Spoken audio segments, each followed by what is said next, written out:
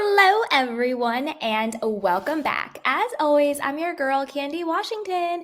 And before we dive into today's episode, which is having a lot of fun trying to figure out who allegedly had a threesome with Garrett Morosky from FBoy Island from our favorite franchise, The Real Housewives of Beverly Hills, I have my guess. And I want to know what you guys think. And I did a little bit of sleuthing and I have some extra details regarding this story. So before we dive in, go ahead and like, subscribe, and share. So with that, let's go. So just for background information, this is from the Daily Mail, and it breaks down who Garrett Morosky is. I had never heard of him until like an hour ago when he, claimed that he had a threesome with two Beverly Hills housewives. Do I believe him? Yes. But I also have something else to show you guys too.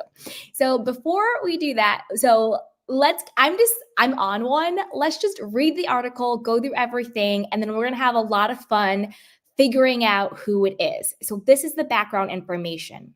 It says a reality TV bad boy has set social media alight by claiming he once had a threesome with two stars of The Real Housewives of Beverly Hills. Garrett Morosky, who appeared in season 1 of FBoy Island and went on to become the series' villain for choosing money over his relationship in the finale, made wild claims about a romp with two Bravo stars on a new podcast. Now, I have the clip from the podcast that we're going to play after we go through the article quickly, okay? While appearing on Marco's Smoochie Town Raw and Unfiltered podcast on Thursday, the 29-year-old TV personality claims he smashed two women from the hit show. He didn't reveal when the alleged encounter took place, nor did he reveal the identity of the women he claims were involved. DailyMail.com has reached out to Bravo for comment on the shocking allegations. Without naming names, Morosky recalled shaking the hands of one of the women's husbands after the alleged sexual encounter. He claimed that he and the star had a threesome with one of her friends, who's also on the show midday, in her husband's bed. After that, I went in the back and was like jumping on a trampoline with like her kids and stuff, he alleged. Bro, it was one of the most ridiculous things. When the woman's husband showed up, he said he asked, F, what do I do? He claimed she said for him to say he's a real estate agent checking out the house. All right. And then the host of the podcast asked Morosky, saying his acting classes must have really paid off in that moment. Later, he says he got a text message from the husband saying he would, quote, love to meet you in Beverly Hills to chat with some business. At the dinner, Morosky claims the man came with a dude who looked like a Secret Service and told him, listen, if you ever go around my family or my kids ever again, my buddy right here will take care of you. Now, we just read it, but I want you guys to listen to what from like the horse's mouth, okay? So let's listen to what he had to say. Here we go.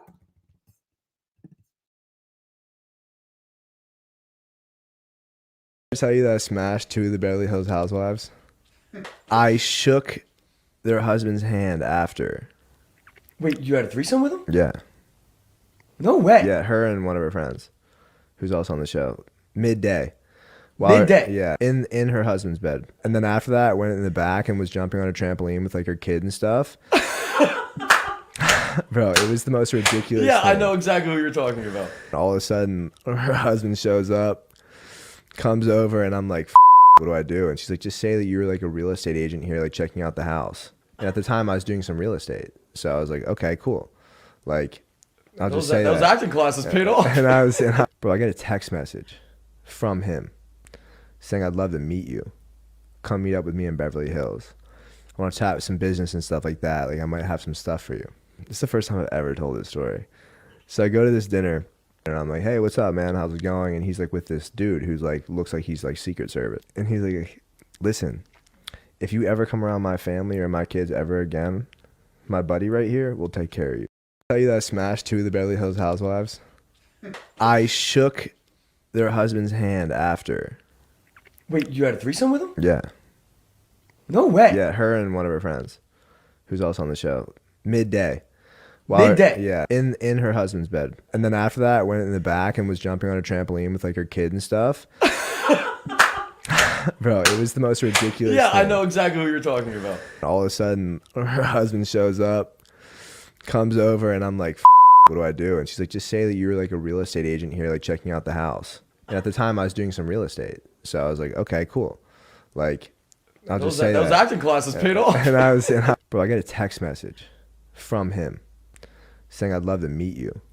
Come meet up with me in Beverly Hills. I want to chat with some business and stuff like that. Like, I might have some stuff for you. It's the first time I've ever told this story. So I go to this dinner and I'm like, hey, what's up, man? How's it going? And he's like with this dude who's like, looks like he's like Secret Service. And he's like, listen, if you ever come around my family or my kids ever again, my buddy right here will take care of you. I tell you that I smashed 2 of the Beverly Hills housewives. Okay, you guys, so you heard it from the horse's mouth. Now, a couple of things. Number one, all of this is obviously what he's claiming, alleged. Do I personally believe it? Yes, but I did catch him in one lie. I caught him in one lie, and I'm going to tell you what that lie is in a little bit. So you guys got to stick around. So let's finish up the article. So the podcast host commented on Instagram that this was the craziest story on his podcast yet. His pal described the women as, quote, cougars preying on a young boy. The interview sparked a flood of online speculation over which Real Housewives he could possibly have hooked up with. Morosky Garrett is best known for starring on FBoy Island, which is a reality dating series on HBO Max hosted by Nikki Glazer. Side note, last year, I actually had one of the FBoy Islands contestants guys on my podcast. I host a podcast, and he was on there. It wasn't this guy, Garrett. I think it was from a different season, but it was one of the FBoy Island guys. So you guys should go back and listen to that episode. It's really good. Anyway, that was just a shameless plug. Let's keep going. During the show, women are forced to choose between self-proclaimed nice guys and F-boys with $100 grand on the line. It is shot in the Cayman Islands and centered on 3 ladies that are tested on their ability to choose from a pool of 24 eligible men on which are looking for a serious relationship or just cash and casual sex. During his first stint on the show, Garrett received the surprise of a lifetime when he didn't get to keep the $100 grand for rejecting Sarah due to his F-boy ways that were condemned by the network. So basically, he won the show, he chose the money, and then HBO Max decided not to pay him. Now, you might be thinking, what was the lie? Because we're going to get into figuring out who the 2 housewives are. This is the lie. So he claimed, and it's not necessarily a bad lie because it actually corroborates his story, but you know me. I need a second source. I need to be validated. I need corroborating evidence. So he claimed in the podcast that this was the first time he ever told that story. Well, survey says that was a lie because I found out that he actually told this story over 9 months ago. He told this story about having sex with 2 of the housewives, basically the same story he told verbatim on this woman's YouTube channel. It was like some type of like dating YouTube channel. Her name is Ladima. But I'm not just going to tell you guys. I'm going to show you guys because I obviously got the clip. So let's watch him telling this story. And he told this story nearly 9 months ago at this point. So honestly, even though he lied and said it was the first time he ever told the story, this gives his claim credence because he's basically repeating the same exact story on 2 different platforms, almost a year apart, and without any really, gain. Like he doesn't have any motive for lying. He's not getting paid to lie. He's not currently on a TV show saying this, for a storyline or a come up. And he's already said this story in the past and it didn't really blow up on social media. So I think he was just in the podcast, just telling his bro a story that he'd already told. So it actually gives his claims credence. But like I said, I come with the receipts. So let's watch.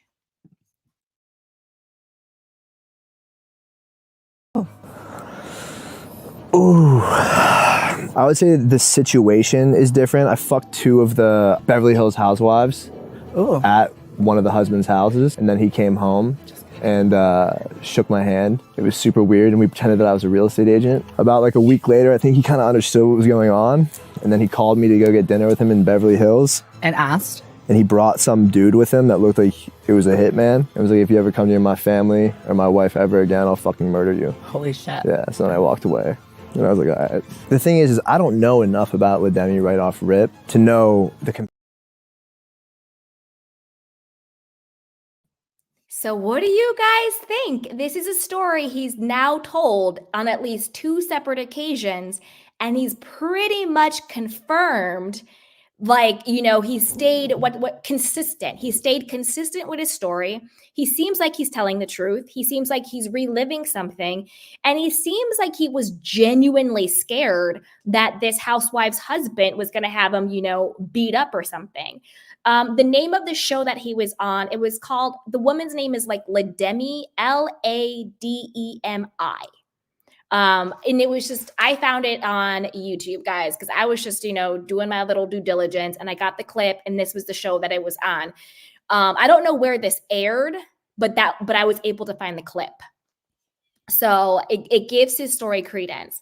But now let's play a fun game of who could it be? Who could it be? So who has children that are young enough to be on a trampoline? We have Dorit, we have Crystal, Kyle, Garcelle, Carlton, Denise, Camille. Because remember, he never said when this happened, but I have an idea of when it happened. Now, also, who's married and has a husband? Kyle's married, Dorit is married, Crystal's married, Erica's married, Carlton's married, Denise is married. I put Camille, but because, she got divorced, but she was married. Now, who has a connection to real estate? That could be any of them, because that was just, the cover story. And then let's think about who could be the friend. Well, that could be anybody too, right? It could be Brandy, Erica, Lisa Rinna, Garcelle. Garcelle needs to get in where she fits in. Sutton can't get a second date, but maybe she could get some, some young peen. Lisa Vanderpump, she does like the young guys. We all know she likes to favor the guys. Eileen, Yolanda, Kim Richards, Camille, Kim. It could be anybody, right? It could be anybody. But there are different similarities. So I want to know what you guys think. Put it in the chat box. Who do you think is this friend? Who do you think is the main housewife? And remember, the main housewife had kids who are young enough to be on a trampoline, is married with a husband, and possibly has an actual connection to real estate, but that could just be a cover story, right? Now let's talk about some of the internet theories before I reveal to you who I think it actually is. So some internet theories have been Carlton and Brandy. It says some people in the comment section thought it might be Carlton because she has a trampoline and all of that. And then with Brandy. And then another person says, I don't believe this person, but what about Denise and Brandy? There was the whole Brandy and Denise, having their alleged hookup session. What if they threw in a young hot thing? And we all know this sounds like something Brandy would do as the friend. Brandy, we know she's down for a young guy. She loves being a cougar, and she seems like she would be down for a threesome. Now, I'm going to tell you who I actually think it is. Are you ready? And it's someone that I purposely have not said yet. Da-da-da-da. My guess is that it is Kyle and Teddy Mellencamp. And I'm going to tell you why. Number 1, children young enough to be on a trampoline. Definitely Teddy. Teddy has some youngin' kids. They might be a scotch older now, but she has some youngins, right? Kyle too. We can't count out Portia. But my guess is that I think Teddy was the married housewife with the kids and the trampoline, and I think Kyle was the friend that he had the threesome with. Teddy has the children who are young enough, right? So does Kyle. Teddy is married with a husband. So does Kyle, right? Connection to real estate, Teddy and Kyle. Mauricio has the agency. And don't forget, and this is where the fact that he didn't say when it happened comes into play, right? Because don't forget, Teddy sold her house, I think in 2020, 2021.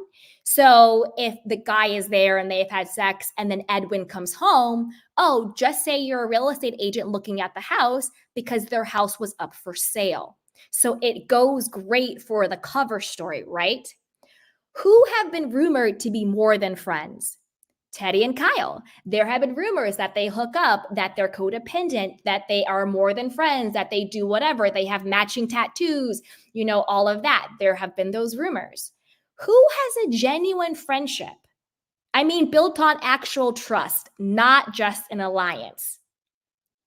Teddy and Kyle. And this is also very important because he kept saying Beverly Hills, Beverly Hills. He was in Beverly Hills. Who actually lived in Beverly Hills? And again, the when matters. Kyle and Teddy both did prior to their moves in about 2020, 2021 to Encino. So it makes sense that I think this happened probably 2019, 2020 time. I would say 2019, 2020.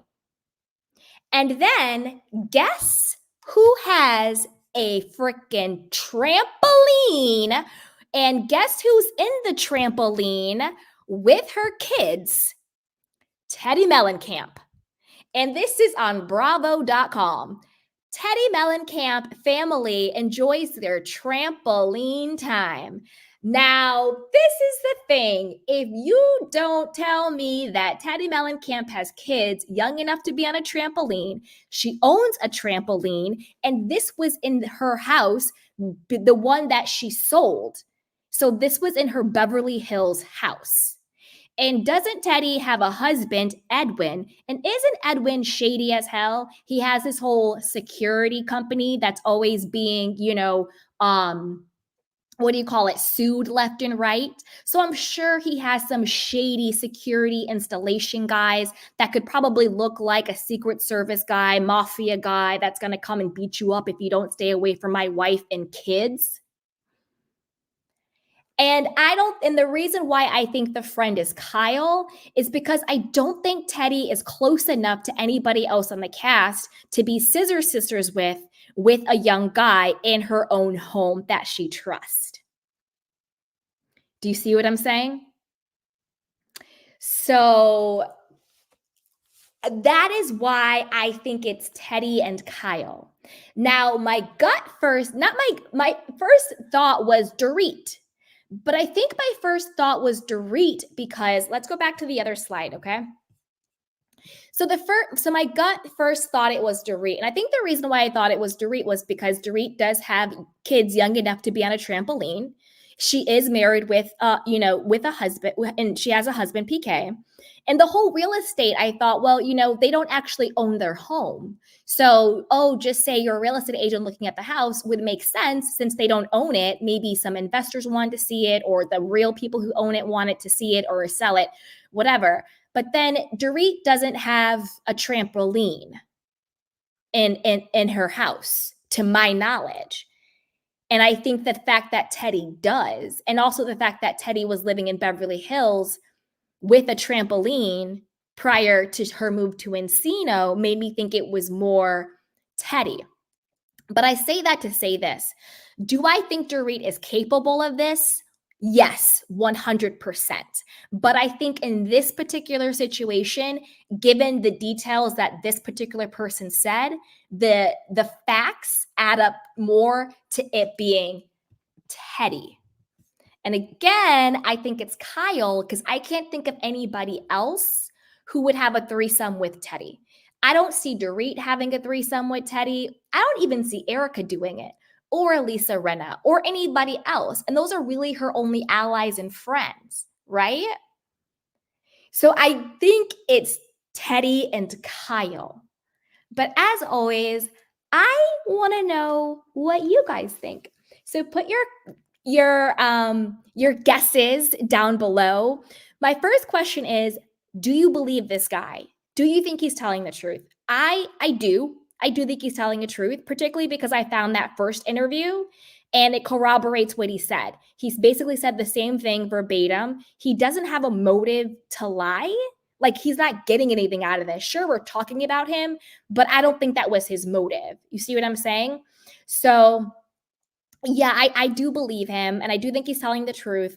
And I want to know what you guys think. Who do you think the two housewives are? You have my guess. I think it's Kyle and Teddy. But I want to know what you guys think. Put it down below. But before you do that, go ahead and like, subscribe, and share. So with that, you guys, I'm going to drop the link because it's Friday night, and I feel like running my mouth a little bit more. So the link is dropped in case anybody wants to come up and hang out with me. And if not, I'm going to take my candy cane questions and comments. All right.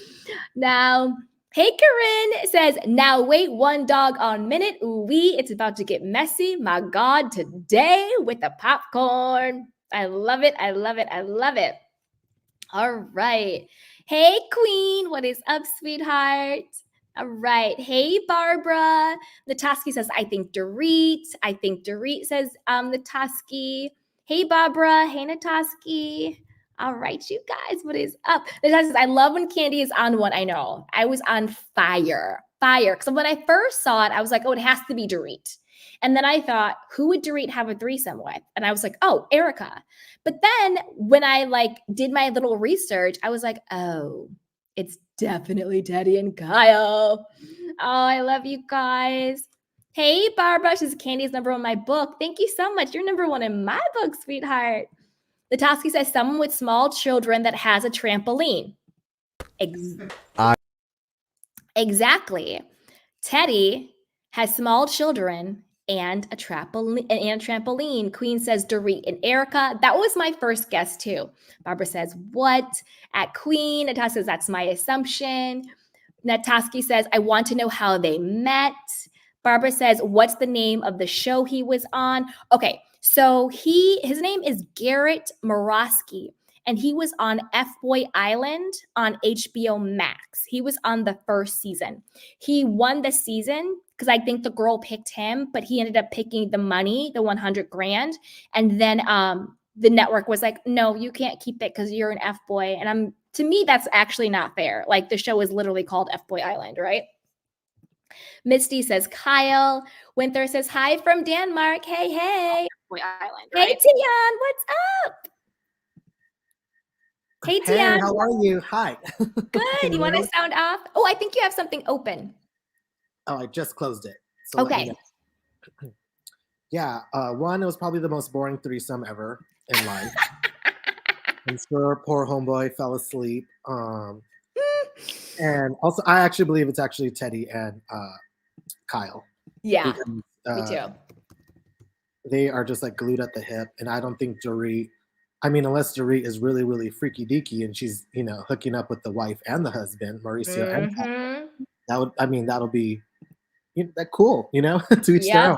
But that's about it. Yeah, I think it is who you said it is. Me too. Oh, it's crazy. And I felt kind of bad for him because he seems like he felt like he was almost taken advantage of. He called them cougars who were preying on a young boy. And then he sounded really like he was actually still scared that the husband was going to come after him. Yeah, I can see that happening, right? Yeah. And again, the power dynamic is shifted, right? These ladies have a lot more notoriety, a lot more money, right? A lot more security. So I can see that kind of happening, you know? Mm-hmm.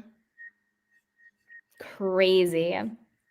Tian, you said they did it at Teddy's home because we know the security cameras do not work.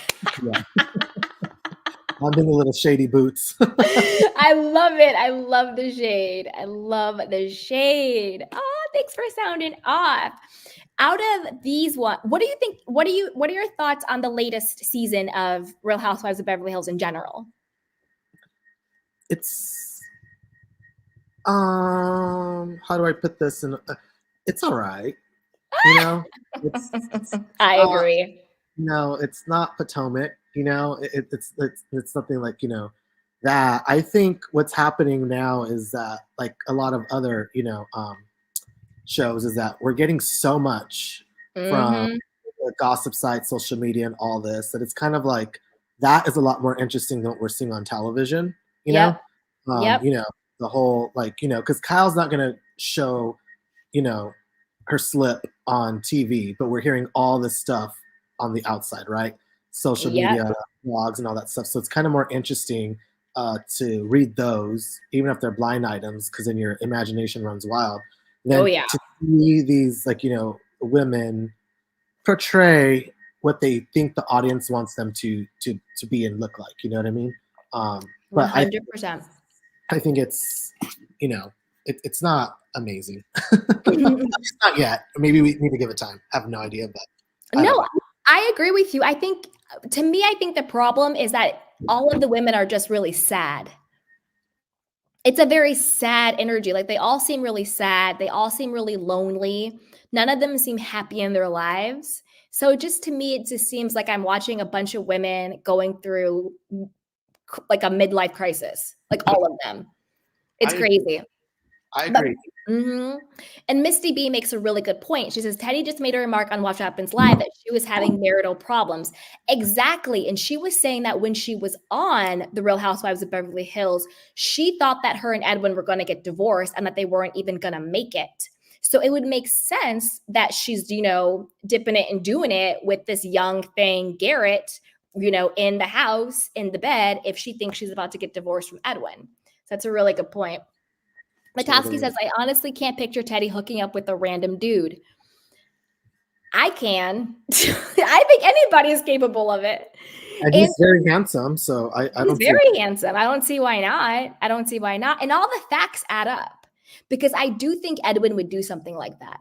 I think he would be like, yo, if you ever come around my kids or my wife again, I have these goons who would beat you down. I don't see Mauricio caring enough to. Totally, yeah. I don't. He's like, great, great. I'm glad you did that. Exactly. And I also don't. I think PK knows shady people, because, as we know, he's like a big gambler. But I also don't see PK caring enough to do it either. I agree. Right. You know what I think is they need to go on pause. I'm not saying recast anybody, but they need to go on pause and, like, let these women figure out their lives, right? And come back. And I would rather see them come back being like, whatever happens, yo, I'm divorced, and like now I have, like, you know, this new lease on life. I'm doing this, like, you know, and that's kind of more positive, you know, to be like, hey, or if they make it through their marital, like, you know, issues and come out stronger on the other side. I think that they, you know, I think that'd be more interesting, right? Because a lot of people can relate to that, you know, and I think they can be more truthful in that sense, you know, as opposed to, I'm not going to say anything, but we're having problems, but the world already knows. Like, you know what I mean? Let's pretend like we're still in love and all this other good stuff, right? Like that scene where Mauricio was talking to Kyle about, you know, her tattoos or whatever. I was like, you guys do not want to be in the same room together. Like, and it's visible, you know what I mean? And it's like forced, you know what I mean? And it's like, oh my God, like this is, I mean, cringy. True. And I think there was like a blind item going around saying that they were casting for like a Beverly Hills reboot, that the producers were like, we don't think this season's really going to land. And they want to do what they did in New York to Beverly Hills. that was like a blind item that was going around. So who knows? Amy says, do you think Morgan is a fake for Teddy? I've been thinking this. No, I don't think that Morgan is like a fake for Teddy. I think that Kyle and Morgan's relationship as lesbian lovers, I do think that's fake. I think that was attention seeking on Kyle's part. And I think that Morgan and her team just wanted to come up. But I don't think that she's a fake for Teddy, if that makes sense. Yeah. Barbara says, Teddy is probably jealous of Morgan, probably. Miss T said, sad and lonely and laughing. Miss T says, wow, not caring enough. Natasha says, I see Teddy hooking up with random women, not men. Oop. Well, it was a threesome. So maybe she just liked it with Kyle and they wanted, a little boy toy to play with, Miss T maybe that was Kyle's stipulation, right? We can do this, but let's get a little boy toy in there. Which, I'm all for it. Like, let that freak flag fly. But if the guy's saying that he feels that he's been taken advantage of, then I think there's a lot more to that, right? And, it sucks if that was the case, and he didn't feel like there was an out. Yeah, because honestly, like when he's telling the story, there is an underlining like ick to it, especially when he said he felt that they were cougars preying on a young boy. And this is the thing. He's an adult, but he's 29 now. So he would have been, that was like what I'm thinking this happened 2019, 2020. So that's like 3 or 4 years ago. So he would have been what, 26, 25? Yeah. Yeah. Unfortunately, a lot of men at that age, including myself, we're knuckleheads. You know what I mean? Like, we think we know it all. We don't know it all, but we are impressionable still, as we know that the men's minds develop mature later in life than women's. 100%. And I do think he sounded very scarred. Like, it wasn't like he was relaying it from a point of pride. It was almost more of like a, dude, like, can you believe this happened to me? You know what I mean? If he wasn't like, yo, like, listen, blah, blah, blah, blah, blah. Yeah. It was almost like, did I ever tell you that, like, I smashed these women and this is what happened? And the husband came home and then I was like hanging out with their children on a trampoline. And then I shook the guy's hand and he gave me a text message to come to dinner because he had a business proposition, but it turned out he actually wanted to like kill me. You know what I mean? Yeah, totally. And maybe he is scarred because it was so boring. That part. Hey, Natasha, what's up, sweet girl? I was like trying to call because I thought I called too much and it's annoying. But then I'm like, I can't. No. This stuff is too juicy and fun to talk about. Wait, Natasha, I'm going to stop you right there. You can call all the time, anytime. Please do. You're not annoying. Like, literally, always call. No, but you know what I mean. And if the chat if the chat is annoying, they can mute. Yeah, nobody's annoyed. We love you, Natasha. I'm telling you, with the candy canes, it's an open invite. Everyone is always welcome to join as much or as little as you want to. So don't ever feel like you can't join. You can always join. No, but I was like annoying myself. Oh. Okay, we love you. Okay, well, that's different then. Okay. I'm not like too much. I know. I was like, what? Should we love you? I was like, what you talking about? No, but know, like, girl. Yeah, like I get like that's an interesting what you just said too, because I kind of got that vibe too. I think that's a different angle because he's not like the tone in his voice and how he's telling this. It's kind of like he's not bragging about like a tryst. He's kind of talking about like almost like WTF. Can you believe that kind of thing? You know what I mean? Almost like a traumatic experience. Like, yeah, like a car crash. Really crazy happened to me. Like I was driving down the street and like, yo, man, this car like crashed into me, and then this person got out and the person wanted to like fight me. Like, can you believe this happened? Like, can you believe I got myself into this situation? Yeah. Wait, is he originally from California or Los Angeles? I'm guessing no. I think he's like a guy who like came to California to make it big. He's also like an actor.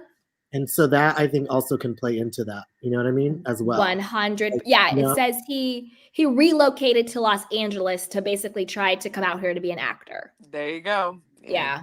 So predatory stuff. And he said when he was like, there were cougars preying on a young boy, I was like, yeah, he probably didn't really want that to happen to him. And the thing is, he was on FBoy Island in 2021. Yeah, this definitely happened. I think my gut says 2019, 2020.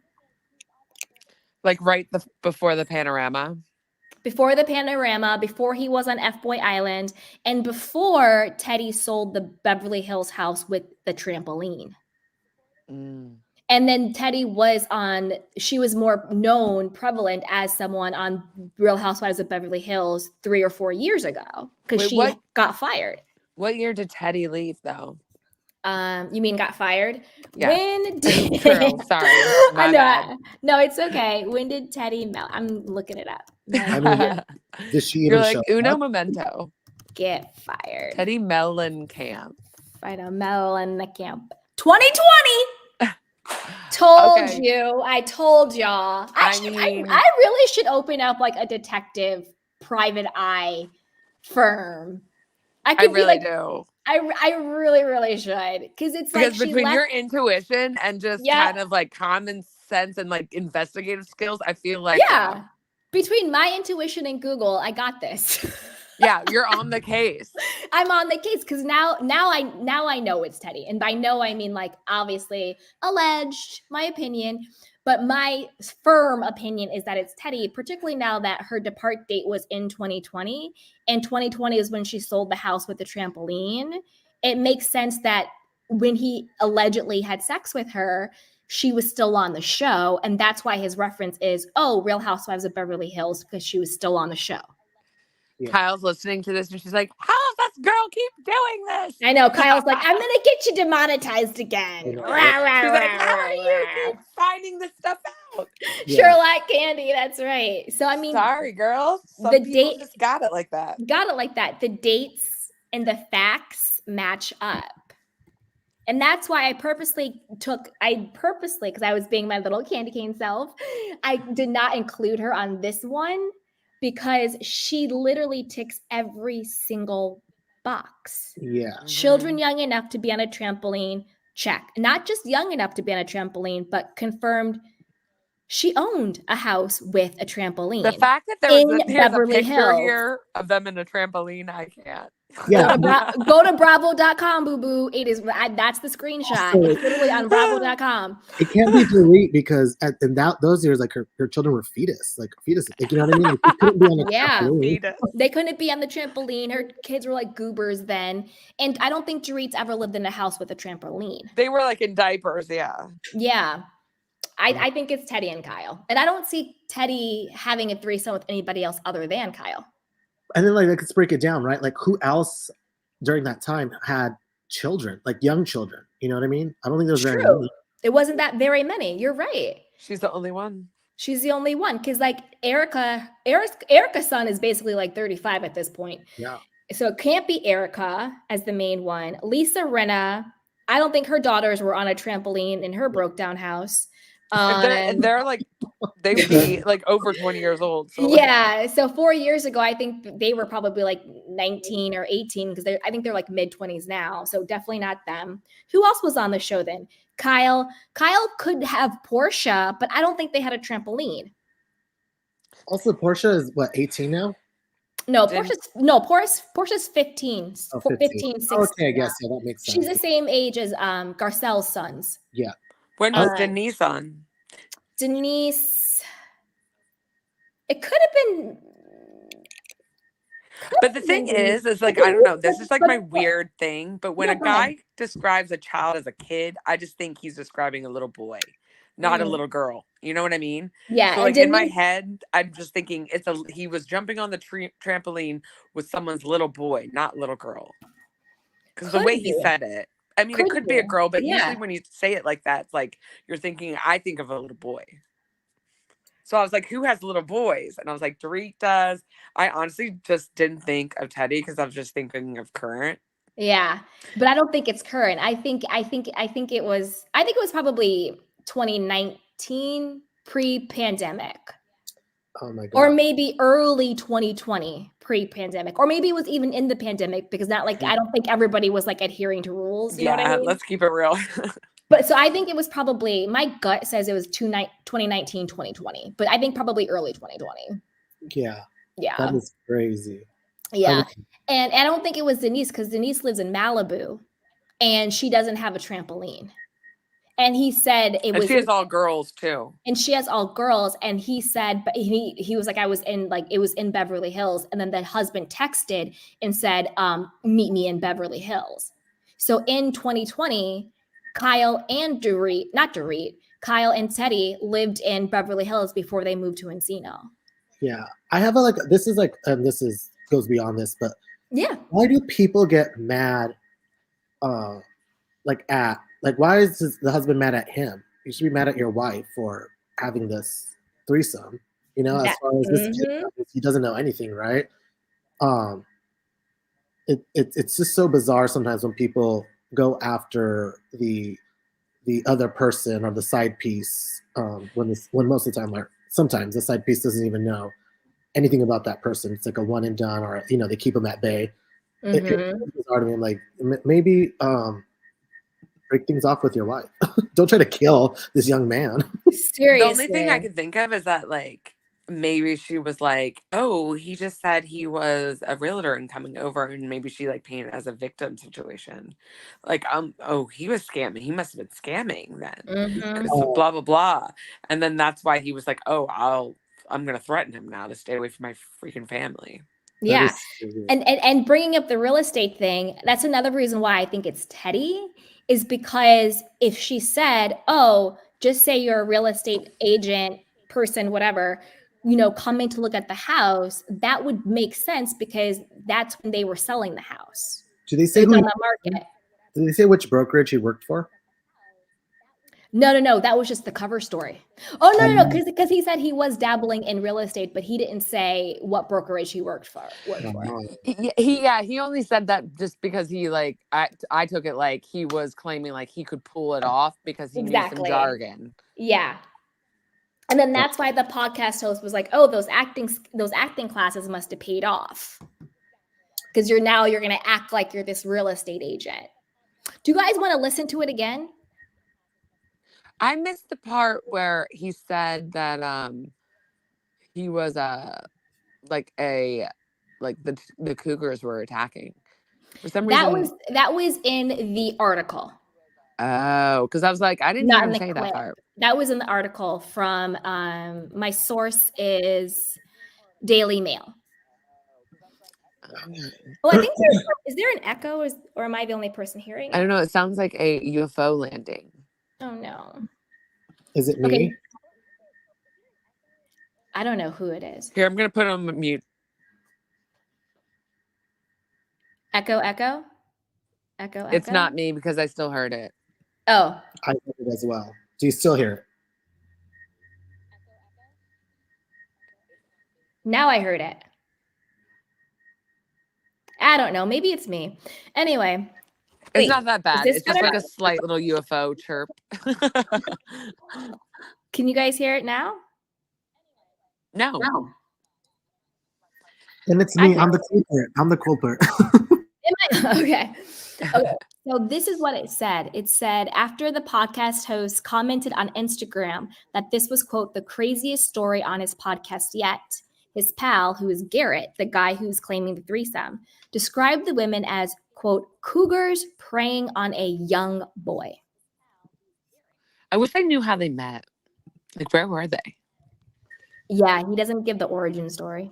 Like, were they in a restaurant? Oh, that's why I asked what brokerage he worked for. Because what if he was like, an intern or something at the agency, and then Kyle was like, "Ooh, that's a little fun little piece," and then Teddy was like, he would have mentioned Netflix and all that, though. Well, that wasn't a thing then. No, that was they didn't have the show, and they didn't have the Netflix in 2020. And then Teddy was like, "Oh my God, I love you, Kyle. Like, what can we do to make our romance come alive?" And then she's like, "I have an idea. There's like this young guy at the agency. Mauricio just hired him. Let's kind of see what he's up to." And then that's how it happened. You never know how he allegedly got. Conspiracy allegedly. Because if they were willing to do this, I feel like the way they're acting, like the way, I don't know. Just, I feel like this might not be the first time this happened. Oh, definitely not. Oh, definitely not. You want to like, hey, young boy that we don't know, like this is what they do at midday. He seemed really scarred from it. I want to watch it again. Let's watch it again. Yeah, let's can we which one? Let's like go, and I don't know which one to look at first. Let's look at the first time he told it, and then we'll watch the second time. Yeah, the 9 months ago one. Yeah, let's do that one first. Let's do that one first, and then we'll go back. Okay. Okay, I love this. Okay. Me too.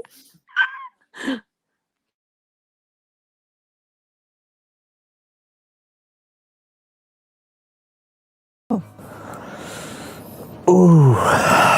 I would say the situation is different. I fucked 2 of the Beverly Hills housewives at one of the husband's houses, and then he came home and shook my hand. It was super weird, and we pretended that I was a real estate agent. About like a week later, I think he kind of understood what was going on, and then he called me to go get dinner with him in Beverly Hills. And asked? And he brought some dude with him that looked like it was a hitman. It was like, if you ever come near my family or my wife ever again, I'll fucking murder you. Holy shit. Yeah, so then I walked away. And I was like, all right. The thing is I don't know enough about Lademi right off rip to know the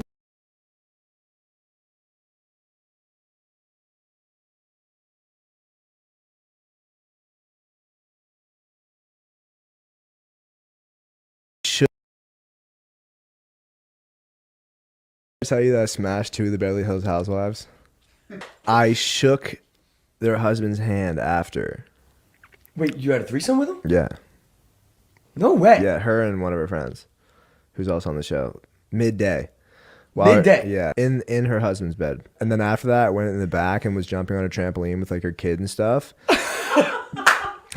Bro, it was the most ridiculous thing. I know exactly what you're talking about. All of a sudden, her husband shows up, comes over, and I'm like, what do I do? And she's like, just say that you were like a real estate agent here, like checking out the house. And at the time, I was doing some real estate. So I was like, okay, cool. Like, I'll just say that. Those acting classes paid off. Bro, I get a text message from him saying, I'd love to meet you. Come meet up with me in Beverly Hills. I want to chat with some business and stuff like that. Like, I might have some stuff for you. It's the first time I've ever told this story. So I go to this dinner, and I'm like, hey, what's up, man? How's it going? And he's like with this dude who's like, looks like he's like Secret Service. And he's like, listen, if you ever come around my family or my kids ever again, my buddy right here will take care of you. I tell you that I smashed 2 of the Beverly Hills housewives.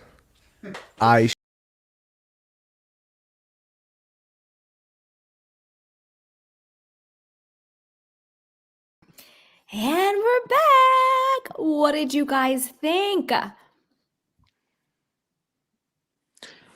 Yeah, I can't really tell with the second one, but he's not like he's like bragging. He's just like telling a crazy story, but he doesn't necessarily, I don't know. I can't really tell with guys because they're so like emotionless, you know?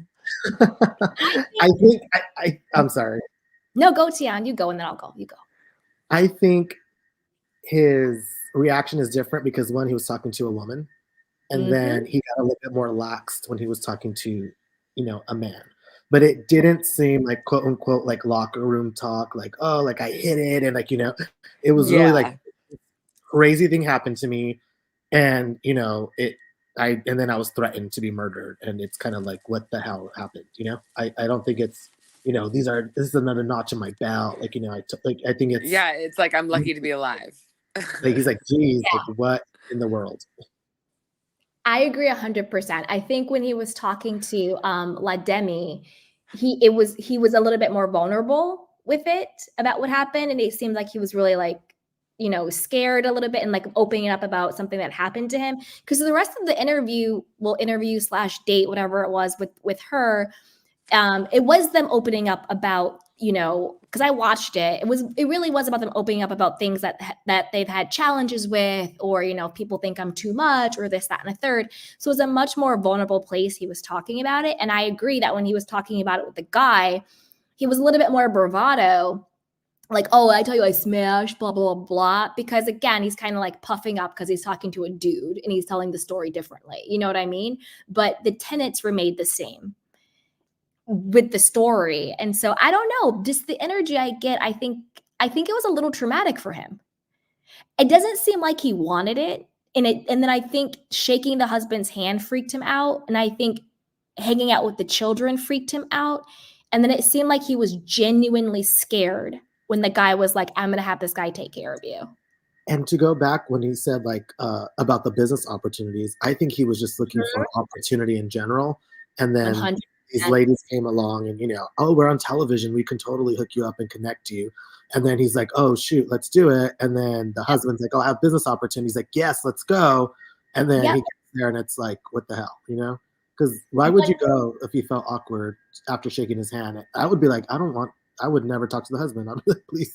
Yeah, it's almost like a Me Too situation where he felt like, I got to do what I got to do to get a leg up. Because think about it. He's an actor, probably / model.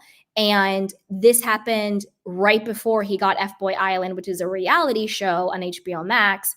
So it makes sense that like he's probably on the come up. He's trying to get auditions. He's trying to get bookings. And then he find these 2 reality stars. And then the next year he's booked on a reality show.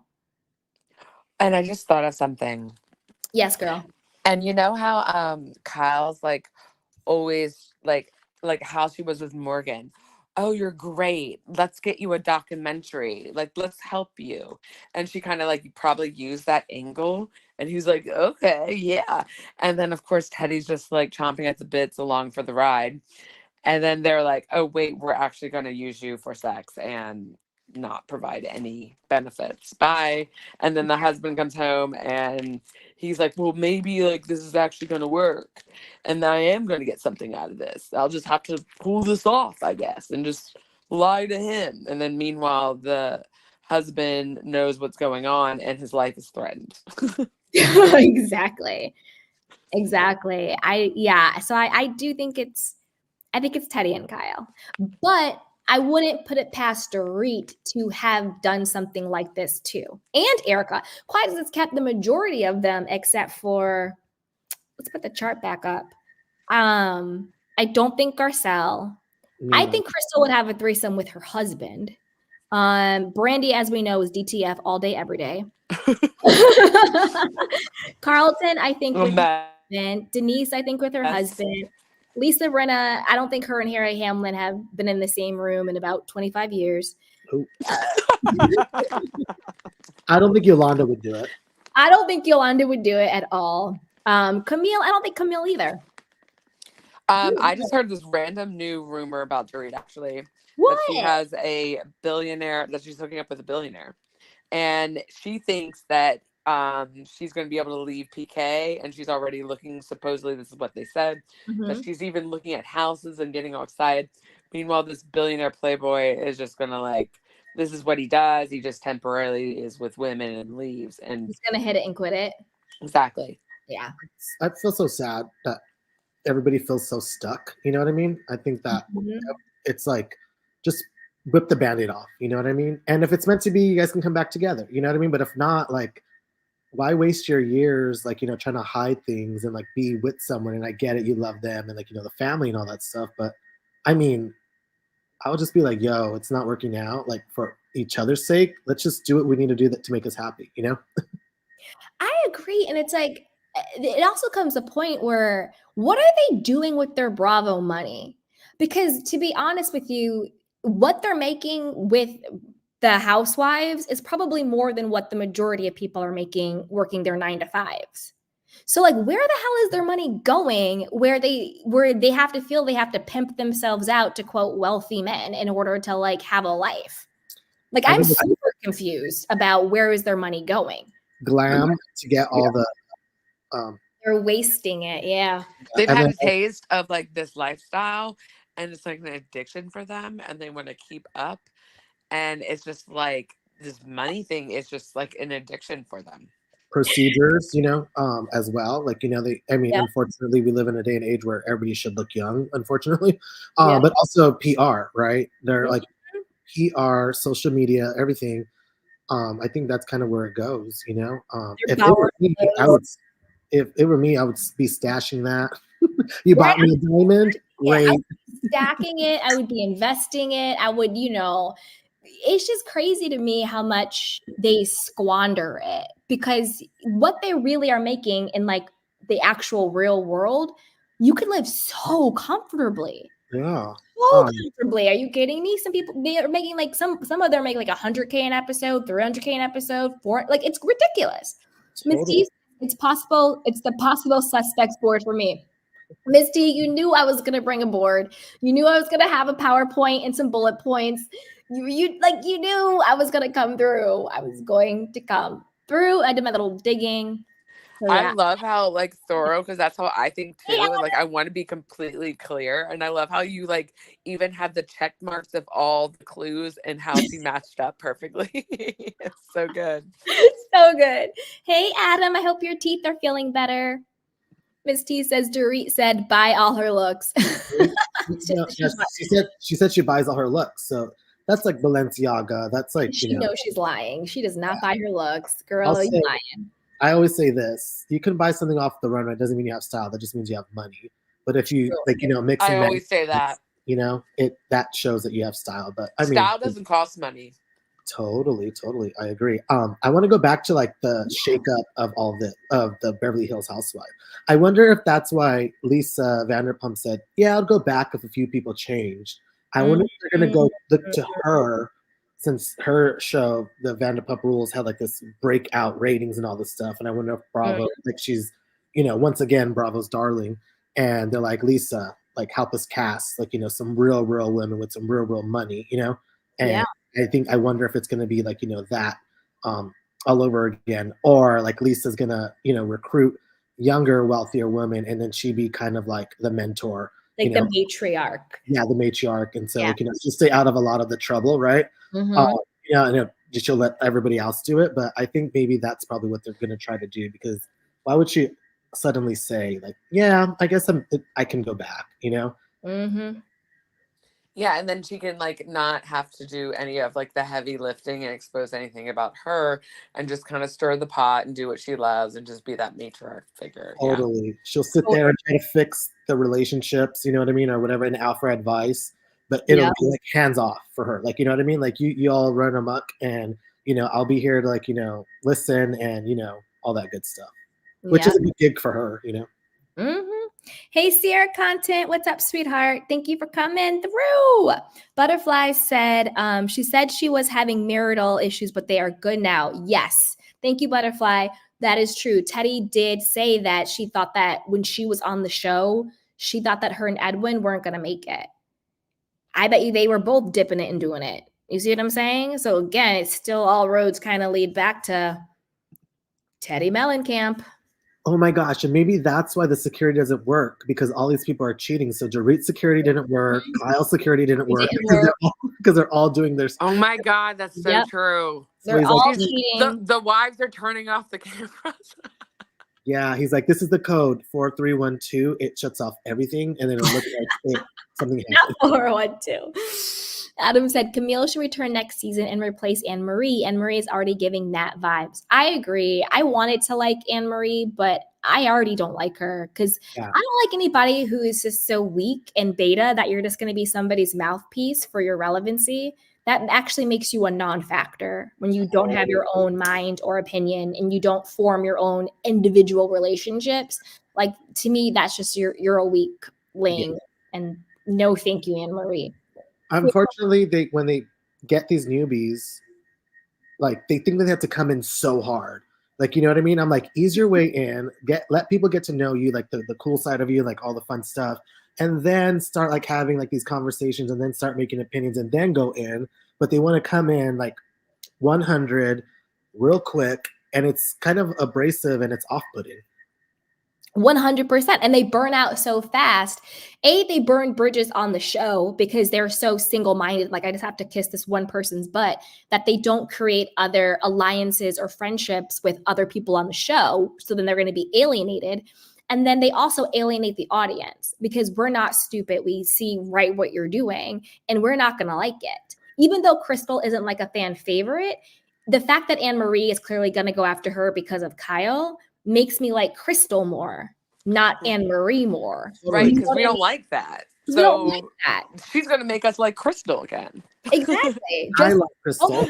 like what happened with what's her name, Jessel on New York. I still don't really like Jessel, but I Right? liked her a whole lot more when Sai and Aaron were being so mean to her, because I was like, these two weird bitter Bettys need to calm down and leave Jessel alone. Yeah, So it unfortunately, kind of does the opposite. Yeah, go ahead. unfortunately, like gang mentality is rewarded on these shows. But also, like we have, like even if we don't, if a lot of people don't care for Crystal, I personally like Crystal. Yeah. But I we don't mind know her. her. But we know her. Like we know who she is. Like quote unquote, there's like a connection, I guess. Like the audience has with There's Crystal. a history. A history, yeah, definitely. And she didn't come in like you said, like kicking open the door and being like way too much off the rip. That isn't natural at all. Yeah. Yeah. I think there needs to be kind of like a sit down with all of these people and be like, yo, listen. Listen, the audience isn't buying it. This is getting old. They're getting annoyed. Yeah. You gotta switch it up. They gotta do something because, I think we said this over and over again. It's becoming so toxic that people are digging and digging and digging and trying to find these secrets. When before it was just like opulent and like, oh my God, like, my earrings are like, $25,000. Like, you know what I mean? Like, and like, oh my God, she's so crude because she said $25,000 glasses. That is kind of like the stuff where you're like, oh my goodness, that is like great. I love that, right? Like, it's like, that's an escape. But to be like, holy crap, you were really going in on these, like, you're really it feels like it gives you like almost anxiety watching it. Because it's like they're really doing that. And this isn't acting. No, it's a horrible, worse than Lifetime acting. But the thing, you know what it is? It's they shift it from a let me show you my life to let me expose your life. And I think that's really where it went wrong, because like in the beginning it was like, let me show you like my cars and my husband and my kids and the decadence and my $25,000 glasses, and we're doing these over top things, and let me show you what I do, blah blah blah. It was about let's come behind the white pearly gates and see how I live my decadent life. But it now, was about behind the gates. That literally was the premise. But now it's about like, who are we going to target? Yes. How can we expose you rather than how can I celebrate me? It's also that's because they figured out that they don't have to expose themselves if they're the ones that can orchestrate a scenario with another cast member. And so that's all they do now, because that's the goal, to avoid anything on you and just focus on someone else. That would last an entire season, so you can just completely be safe the whole time. I think also, like, if we think about it, New York never ever really got that way. You know what I mean? Because they were genuine friends and they've been friends for years. Yeah. Right? When they say like, oh, we're friends, it's like, yeah, you saw them at a few parties, of them. They're not your friend. You know what I mean? You never really went on vacation with them. That's your friend. You never like, Yeah, New York knew each other for like several decades. Yeah. And I think that's why like New York, worked so well for a long time until it didn't, is because they were actual friends. You know what I mean? So it was like, actual frenemy stuff. You know what I mean? They wouldn't dig that deep, like, maybe besides Bethany, but, and I think like with all these other like, kind of franchises, that's why Atlanta worked so well for so long. You know what I mean? Because they were all genuinely friends. Nene knew everybody, right? So like, and they would hang out and they would do all this stuff together. I think what's missing now is that they're just trying to hire like these people and then like pluck them and then place them and be like, oh, by the way, because you have a kid that plays karate with this other kid and you don't even know each other, now you're best friends, and you're like, no. Yeah, that's been the issue. And when you think about all the shows that were the most authentic seeming and they didn't have as many issues as like getting really ugly or like just weird stuff happening. I mean, up until the last season of like Roni was like Roni, they were real friends. Vanderpump Rules, they were real friends. Like every season that involved, or like every franchise, even if it wasn't a Real Housewives, if it had real authentic friends, it was just more likable, because the fact that they always think the audience is dumb. We're not dumb. We're not dumb.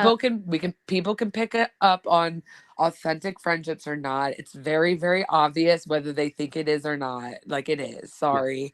And the shows are just better.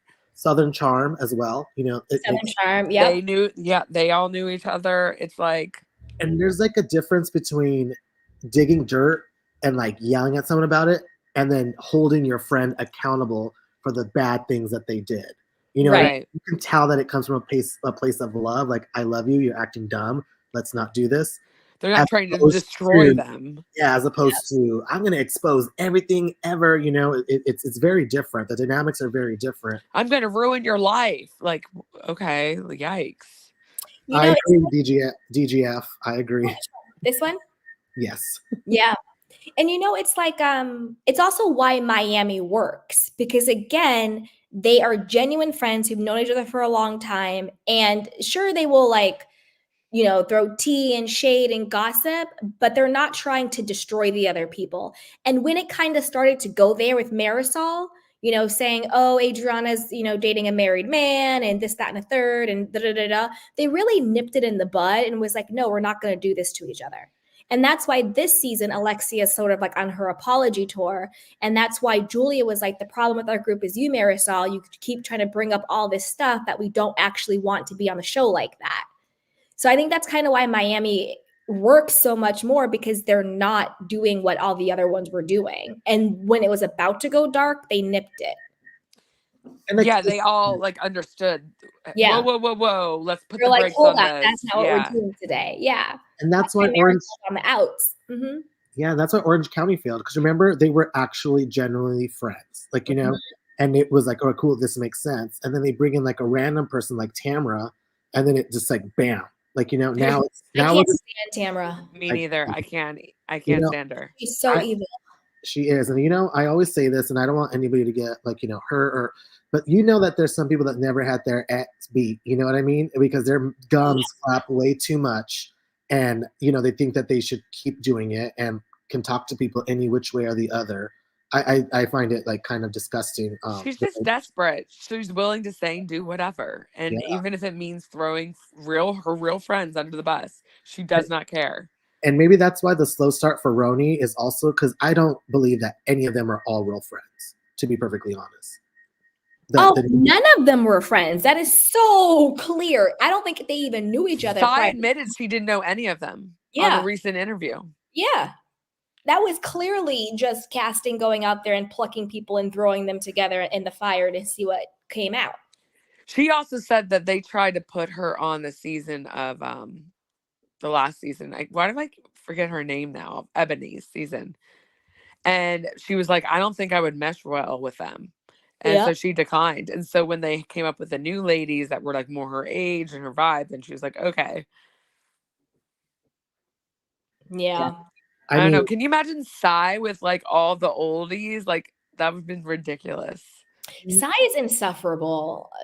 She could be a one and done for me. She was just too much. Yeah. And I get if you're not getting along with someone, but to dismiss their like story when someone's being open and talking about their family, like when Justin was saying, like, this is my dynamic. Like, I think that's like, okay, we get it. We know you want a moment, but also that's not the time. Be a human being at the end of the day. I know you want camera time. I know you want to make a splash, but also like, look at this human that's telling you something that obviously is hurting them, and it's coming from a real place and being vulnerable to maybe try to like help you understand where they're coming from, right? Because that's what people do. It's too many people have watched so much reality TV. Producers don't even have to produce anymore because people are doing it themselves. Exactly. And to me, my biggest issue with Sai is like, I don't want to watch someone who's always in a bad mood. Like, she never really smiled. She was just complaining. And it just got to the point where I was just like, I don't want to watch someone who's just a negative Nancy, poo-pooing every single time. Like, I want the girls to be laughing and having fun and being vulnerable and just having a good kiki. Like, if you're always in a bad mood, get the hell off of my TV screen. She was always complaining about being hungry or like something always. else, or complaining. She was never like just like providing a good time. Like, it was always like, I don't know. There was Yeah. always a problem. And if there's always a problem, you're the problem. Yeah. And then Right. she was such a hypocrite because then it came out how much she was hiding and lying about her marriage. Yeah. Yeah, think- Which lied and said that- she apparently denied that though. I'm sure she's denying it, but public records are public records. Right. Like, she can deny it all she wants, but like, if you have the public record saying, no, sweetheart, you were married in 2017, not 2000. She was like, I don't know how this got started. The public record. Like, I'm Yeah. not like, to me, I do my sleuthing. I'm not going into anybody's public record. But if somebody else went into the public record and they posted it somewhere, I'm gonna find that. Absolutely. And we got the receipts. Girl, you did. And plus, she also already admitted in another interview that it was so nice to have her kids at her wedding. So how are you saying you were married before your children were born? Also, what about their Yeah, that's not adding up, boo-boo. Mm-hmm. what about their fake jobs? Like, why? Oh, Like, I tend to be like, I'm like, I want It's to out be, of control. or like, I want to be, I want to be a marketing consultant. You know what I mean? And so I moved to New York to, do that. Like, like the whole thing, like what made Bethany so likable in the beginning was that she was so real. You know what I mean? I live in the smallest apartment. I have to go. She to was the hustling. Yeah. I have to go to the grocery store and sell these like cookies that I baked in my little oven. Like, you know what I mean? And like, I don't understand why they had to come in and be like, oh, like, I'm this big influencer, social media influencer, which if you were featured in any magazine, you paid to be in that magazine, for a Psy. 100%. And then what's the girl's name? What's her name? Bryn. Oh yeah, that job. He's like, I'm a consultant, and I'm like for what? Like, name a company. You know what I mean? Like what company have you worked for? Like what? Like like and then Uba was like, yeah, she was really good. I'm like, okay. Yeah, I don't know. It's weird. Bryn is weird to me. I just think there's something really like, I don't know. There's like a weird darkness to her, and I'm like sensitive to energy. I don't know what it is. I have no reason to go by this. It's just a feeling I get, and it's usually not wrong. And it's like there's something off with her. She did have like a very like kind of rough childhood, so maybe that is kind of, she carries that with her probably to this day. No, I just get like there's this like, it's not like, I'm not, because I could pick up on that too if there's like just like despair or like whatever, but yeah, maybe that was a catalyst to like some darkness, but like I don't know, I feel like she's like, I don't know, maybe she's a witch, who knows. Maybe. And there's nothing wrong with that as long as she could be. The thing with Bryn is that the energy I think you're picking up on is that she is very, very manipulative and very, very calculated, and she knows exactly what she's doing, but then she tries to act strategic. Very, very strategic, but she tries to do this like, dumb Vanessa Rabbit act, like, what? Like, I'm just, freezing my eggs in Switzerland where rich people freeze their money. Where it's like that act is so inherently fake. Totally. I think that Bryn is extremely intelligent. I think she has worked for some companies. Like, she said how she did like branding and marketing and social and all that stuff for some like fintech that got bought and everything. But the thing is, I think she's so shady about it because she's trying to act like this like dumb, money hungry dick. When behind the scenes, I think she was a producer plant. Totally. I think she was planted to play this role because she said she wanted to be the new Sonia. But then if you look at the show, she's the one who's sort of like asking the questions and poking and sort of being strategic with everything, outing Uba at the finale and doing all this other stuff. And then there are moments on the show Like, for example, she protected Aaron. I forgot where they went, but it was when Aaron was like really flipping out with the whole Uba thing and Aaron was like really breaking down. Then you could see Brynn break character and she goes, oh, wait, no, Aaron's breaking down. I really don't want her to. So let's just kind of like stop this and do whatever. And I was like, yeah, Brynn, you broke character because you've been playing a role this entire time. And you know what? I think maybe that is where her marketing genius comes in, right? And I think like her heels getting caught in the escalator, planned. You know what I mean? Well, you know, she does like chess. Exactly.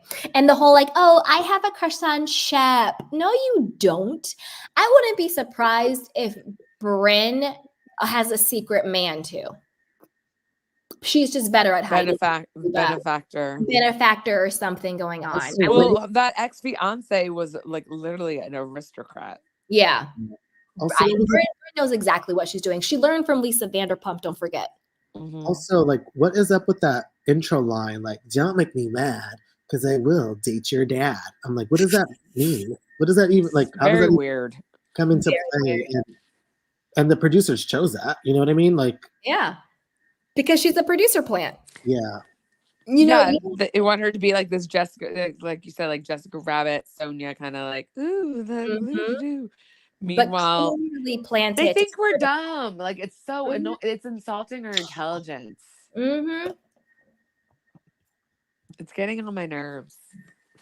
It's crazy. Yeah, it is. It's just bananas. And I mean, like, there's so much stuff coming, like, from RH. Wait, what is it? Real Housewives. RHOBH. I know. I always have to like spell it out. I'm like, okay, stop. Yeah. Like SL. I'm like, wait, because there's so many. There's this like, who is leaking all this stuff, right? Like, I feel like it's just one big game. Like Mauricio holding that lady's hand on purpose. You know what I mean? And it's just kind of like, what the hell? Like, why don't you guys just break up? So he can hold that whoever he wants hand, you know, as opposed to be like, I'm so disappointed that he did that. Like, I'm so hurt. Hurt. Homegirl, you've been running around with this lady, and eyewitnesses, quote unquote, are saying that you're canoodling in Paris and like at a cafe and super close and intimate. Close sources, aka them. Yeah. I'm like, basically, the thing is, you can't say you want to be separated from your spouse and then cry and say you're hurt because they're seen holding hands with someone that they're working with. Come on now, girl. Mauricio and Emma are coworkers. And now Kyle is on Watch What Happens Live crying because he's holding her hand. Do I think they're doing something on the side?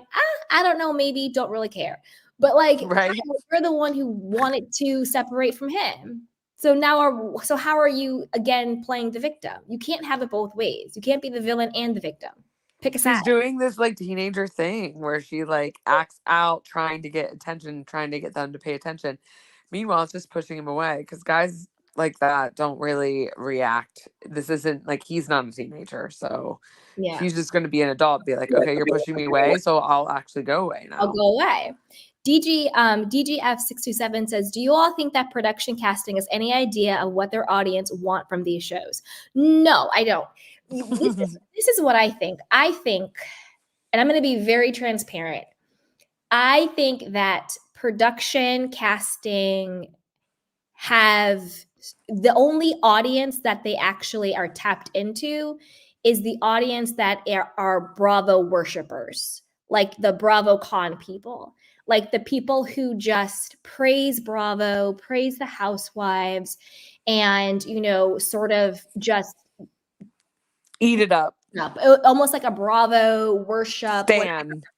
So whatever their stands, exactly like that. So, which is honestly not the biggest audience. The average audience, yeah. Right. And I think they're listening to them. So they think that what they're doing is working, but it's actually not. Where I think the bigger majority of the Bravo audience are more people like us who actually watch with our brains and we're critical and we don't just kiss their ass.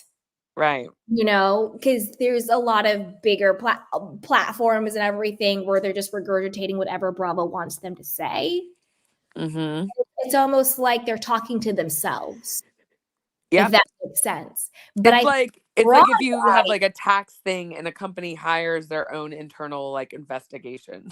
Exactly. It's like, let's hire our for like let's audit the call is coming ourselves. from inside, like the call is coming from inside the house. You know what I mean? Like they're talking to themselves. And I think that's why there is such a disconnect and it's so tone deaf. That's why Andy Cohen never asked the right questions at Watch What Happens Live. That's why he never asked the right questions at the reunion, because they're not actually tuned in to what the masses actually want answered and what we want to know. They're too busy talking to themselves. And when the masses actually do get it, the rare chance via BravoCon or like something very rare, he always looks so shocked by the question. Yeah. Like how have you not heard this? Like this is what everyone's asking. Yep. Queen says, I heard that on Watch What Happens Live, when the viewers call in, they tell the viewers what to ask. I wouldn't be surprised. No, my neighbor called in one time. She told me they gave her the question. I'm not joking. See, that is so pre-produced. That's what I'm saying. They're literally talking to themselves. Yeah, it's ridiculous. It's ridiculous. And like I don't even blame Andy for this. Like I think Andy probably should retire a little bit, but I blame the people because it's the network, yeah. No, not the network. I blame his team. Because a big person like a CEO or the face, like an Andy character, they always have a team of people they're the ones who's actually supposed to be doing the research. They're the ones who are supposed to be scouring social media, seeing what the pulse is, what the conversation is. And they're the ones who are supposed to, it's like they always just take the easy way out. I don't think they take the easy way out. I just think they're not tapped into us. Is like just the same thing because they're lazy. They don't feel like they just like kind of like, let's hear what the stands say. Okay, that's good. Done. I don't think they're lazy. I think it's more of a incompetence. And I don't mean that disrespectfully. I think that they're just not equipped to really bring it. Because the questions that Andy asks, he clearly doesn't write. And honestly, like he shouldn't write them because that's really not his job. That's like his assistant's job. You know what I mean? Like if a CEO is going into a big business meeting, he didn't do the deck. His assistant wrote the deck. You know what I mean? But he should at least be smart enough to understand what's in the deck and whether or not what's in the deck is correct to present to these people. You see what I'm saying? Yeah. So I get that. But so that's why I'm like, I get Andy's out of it. But like, it's also like, he has a team problem. And also, I feel like they're the typical people that are overworked and underpaid. And they're probably just like, Yeah. And then how come the people around him or just whoever is doing Bravo's social media or whatever, how come like they don't know what we know? Like we know way more about what's going on in these people's lives than they do. They seem surprised and shocked. And I'm like, we talked about that last year or last summer. Like legitimately, we've talked about it over here at the Candy Canes. A lot of stuff coming out now. Like everything always comes true. It's ridiculous. Everything comes true. It's crazy. And it's like, it's just really bizarre to me. And another thing is they incompetent, yes. And also I think that they are so, I don't know if it's ego. I don't know if it's evil. I don't know what it is, but I think they just try to control the narrative so much. Like people were even saying, like when I got demonetized, people were telling me that like, they're like, yeah, like even when they would comment on like a Bravo YouTube about something, and if they said anything negative about Kyle or about Erica, Bravo would remove the comment. Yikes. So they need to stop protecting their quote favorites and actually listening to us. You know? Oh, I didn't know that part. That's pretty wild to me. They were like, yeah, they're like, if you say anything against confirmation. Kyle, and think about it, because Kyle has always been, a Bravo person favorite, not us favorite, but like an Andy Bravo person favorite. And then also Bravo gave Erica her own spinoff for Vegas. It's a 2-part. So of course they don't want any negative comments about Erica because they're going to try and make money off of her with a spinoff. See, it's all very, very corrupt and biased. Yeah. Ew, that's annoying. Yep, exactly, Miss T. BravoCon is a huge money grab, 100%. Oh, And I heard it was so overpriced, like yeah, ridiculous. Even like the people that were like standing were like, okay, they need to chill with these prices because what the people paid and then the accommodations and then what there wasn't any like they would pay for like these rooms and like it wasn't really open bar, like everything. It wasn't like everything was just they were nickeled and dimed to death. 100%. And I agree with DGF. I don't think that they have the right people hosting the BravoCon panels. It gives sycophancy. That's what I'm saying. It's like they only have certain content creators, only have certain people hosting, they only have certain things if they are licking Bravo's butt and all the Bravo celebrities. Other than that, you know what I'm like, they're literally talking to themselves. And unless you sort of like hero worship Bravo celebrities, Yeah. they're not, you know what I mean? And that will never be me.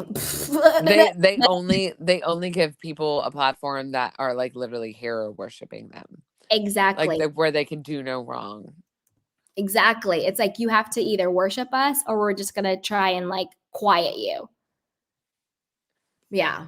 Yeah. Ew, that And sounds really creepy now that I think about it. it's not me. Like I like that's what I was saying before. I was like, I don't hero worship any of these people. It's interesting, it's entertaining. To me, it's really more about I'm more obsessed with like the human experience, with Me like too. human nature and watching like relationships and dynamics and And all how of I can learn from that or analyze it or whatever. like a social experiment and like understanding the mind and like all of that stuff and how Same. it plays out on bigger different levels. Like I have people who I like I like Lisa Barlow, but like I'm not a Lisa Barlow fanatic. She's I just don't stand anybody. Like I don't even not a stand like fan real girl. celebs. Yeah. Yep. Especially not these people, please. Like, Mhm. yeah, right. They wish. Yeah. I don't know. It's very weird. Yeah, like I was listening to another podcast and that's what they were saying. They were like, and I heard like everyone was like super on their best behavior. Wasn't that juicy? Um, I think that the problem with it is that all the tea is stale. Like the tea is cold, baby. right, There was, right. you know what I mean? Like there was nothing at Bravo that needed to be discussed that had any like A, urgency, or B, newness. There was no pressing issue we needed to talk about. And then there was nothing new either, like a new scandal or a new something. It was all just the same old stuff. Like I don't ever want to hear the word scandal again. You know what I mean? Like like stuff like that. There was no newness and nothing was urgent. There was nothing that needed to be like resolved at BravoCon. I don't know.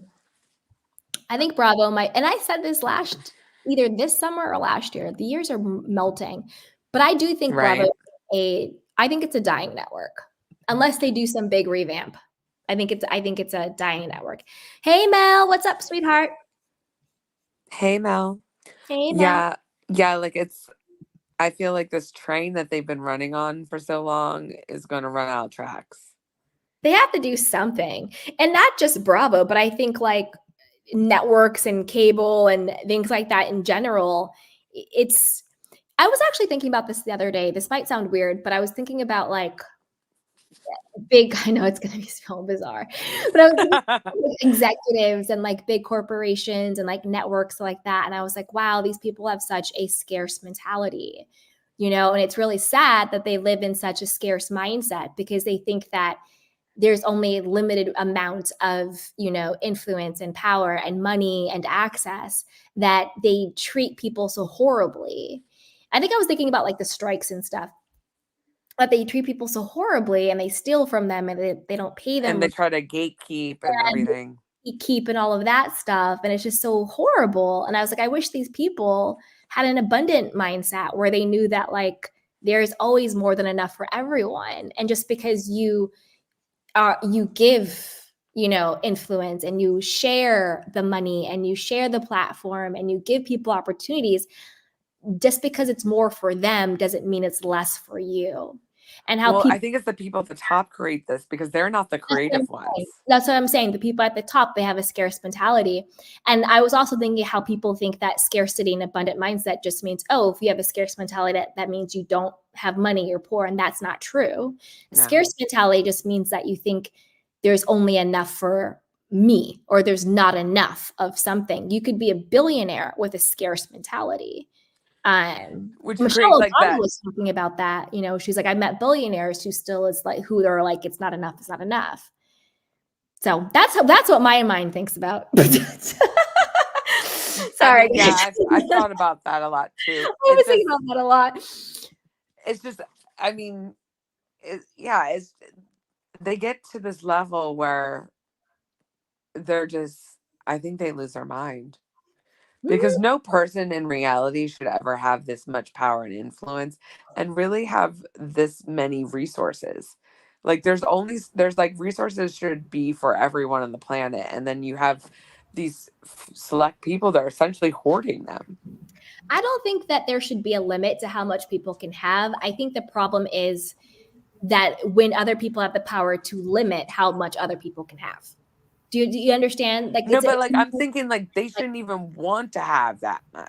No, I think it's okay to want to have that much. I think the problem is when you try to limit how much other people have, because you think if they have some, it takes away from me. It's going to be a competition. You want to be a multi-billionaire, knock yourself out. I love it. But I think the problem is when you say, I have to stop you from having something because I need to have the most. Like if you want to have 100 potatoes, knock yourself out with 100 potatoes. But if you say, I want 100 potatoes, so that means I'm going to make sure you have no potatoes because I want the 100 potatoes for me. Yeah, it's like the mindset that like you always hear a lot of YouTubers complaining about and talking about how like people get really competitive. It's like, baby, there's enough room for everyone. Right. Exactly. Like you're you and I'm me, and you'll never be me and I'll never be you. So what's the issue? Right. It's like the studio execs. It's like, well, if we give the writers, more money, then that takes away from our power. If we give the actors, more money, that takes away from our power. Where it's like, no, you're still going to be a millionaire executive. But by the way, the people that you are using to make your millions will be able to live a normal, comfortable life as well. Right. And that's really what it's about. You can be the millionaire and billionaire person, but don't think that in order for me to be the millionaire billionaire, I have to keep you down, because that's ego mind that says in order for me to be right, someone has to be wrong. In order for me to be up, someone has to be down. But the gratitude mind and the abundant mind says there is enough for all. And that's really what the problem is, that these people in quote power are living from their ego mind and is living from such a scarce mentality that they're so fearful that if other people have a little bit, it's going to take away from all of their stuff. But that's really not the case. If the writers have a living wage, you're still going to be a multi-millionaire executive. It's how they exercise control too. Exactly. And they love control. Hey, Mel, you want to sound off? Yeah, I was going through the YouTube streets and I saw. Yes, baby. Yeah, I was. I saw you was on, and I think that I came in again when you was talking about something very interesting. I see the picture there, but I wondered what you were talking about. Did you see all the charts, Mel? We had a whole investigation where she had like the suspects. Well, really? Okay, so I want to like see look at this, Mel. Okay, so I see this chart. I want to go back to what you all were saying because it was so interesting. I don't want to lose my. I'm looking at this chart, but what y'all was saying was so right. So when I think for me, since the beginning of time, humans we just have an addiction to power. I think that for me, that's sort of the root to. Just sort of the issues we had, the wars, the control, the sort of we could go down the road of all this kind of stuff. It's like playing God. Yeah, and I think that for me, I think that what can happen is somebody can wake up with a vision and an intention about what they want to do, and they feel really fulfilled, feel really wonderful about it, and then something in their brain goes, "Oh my gosh, I feel so good. I'm afraid it's going to be taken away. So now let me start creating different policies, creating different strategies, and how to protect myself and make sure that the threat I feel that's imagined. The threat is not real, but you imagine a threat. You get caught up in this whatever, And then you start doing things that's keeping people away and putting people down. I think that happens in politics. That happens in the world. It's been happening since the beginning of time. I don't think that money is the root to all evil. I think that is just fear that if you're doing really good, that you got to turn over your shoulder and make sure other people are doing worse. So I think that that's the conversation that people have when it comes to between men and women. That's a conversation that happens between races. That's a conversation that's happening between the countries. Like we have this fear. Fear is the root of most evils. Yeah, we have a fear that somebody else is going to come and get us, whatever. And also, I was thinking about too. I was talking about the channels where people are, pro Bravo. Maybe that's what I think I heard. I agree with you. I remember when, because I love Candace from Potomac, and I remember when all that was happening, I kind of could feel when people were really in Monique's pocket, but then when it came to currently right now with the Bravo, what is it, the Vanity Fair article and some other stuff, and you can see people reading it and just sort of trashing it or whatever it is. You can definitely tell when people are communicating on behind the scenes with Bravo. And those are the kind of channels I really don't like. I don't like when people are really biased or really connected to people. I don't like those kind of things. I think that's what y'all was saying too. But yeah, again, I love the conversations about those channels and also about power. Yeah, you could always tell like when a channel is like playing it safe or they're not being authentic because they don't want to lose their connection with what Bravo and they think that's the end all be all. But really, people can tell, just like the audience can tell when people are fake or inauthentic. It's like people don't realize that. Yeah, because I mean, at the end of the day, it's the question, like if you're like a content creator or something like that, it's like, who do you serve? Like, do you serve your audience or do you serve the quote unquote brand? And the brand would be Bravo, NBC, all of that stuff. And it's clear with the people who serve Bravo, they regurgitate whatever Bravo wants to say. And then you can tell people who serve their audience, which are people who have like critical minds and they share what they truly think is going on. And I always find it so funny. Shout out to my candy canes. I love you guys. You guys hold me down in the comment section. You guys really do. Because sometimes people are like, oh, you're so biased. And I'm like, you're damn right I'm biased. This is called the Candy Washington Show. Like, so I'm going to say what is my opinion. What's up? My opinion is. All opinions are welcomed, but like, I hope people come because they want to know like what I'm thinking and what my opinions are and what my theories are. And I'm not CNN. I'm not Fox News. I'm not whatever outlet I'm not a news outlet. That's what you said to that one crazy lady. Remember? That one person, yeah. And I'm not a journalist. You're like, honey, I'm not CNN, so I don't know what you're talking about. I'm not CNN. This isn't a documentary. Like, I'm not a journalist. I'm literally just a person who watches TV and I get on a YouTube channel and I talk about it. That's it. I'm not a journalist. This is not an accredited network station. And I should be biased, not biased because someone's paying me to be biased, but biased in this is what my life experience is. And based on who I am and how I feel, this is how I interpret these shows. And I wanted to share that with you. And then I want everyone to come and talk about from what their experience is, what their perspective is, because we all experience these shows through our own unique human experience and lens. That's why someone's like, I love Lisa. Oh, I can't stand her. Or like, no, Kyle's gross. No, I love Kyle.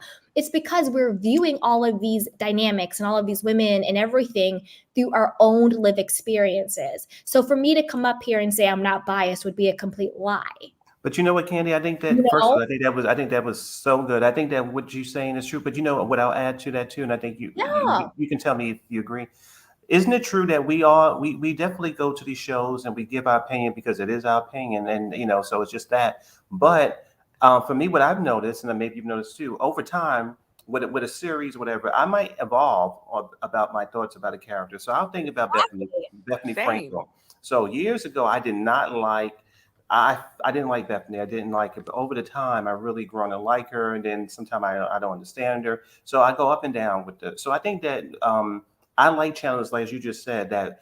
I like them to show up, watch the show, come in hot, and just give you a opinion, whatever it is. And maybe next week it'll be different. I love those kind of people, because that's just how we operate. We're not going to really marry ourselves. We don't know these people. So Yeah. based on how the edit is, based on what if they horrible or not, you're going to come on that day. You're going to be like, oh, I don't like the way that, Needy did this or whoever did this or whatever.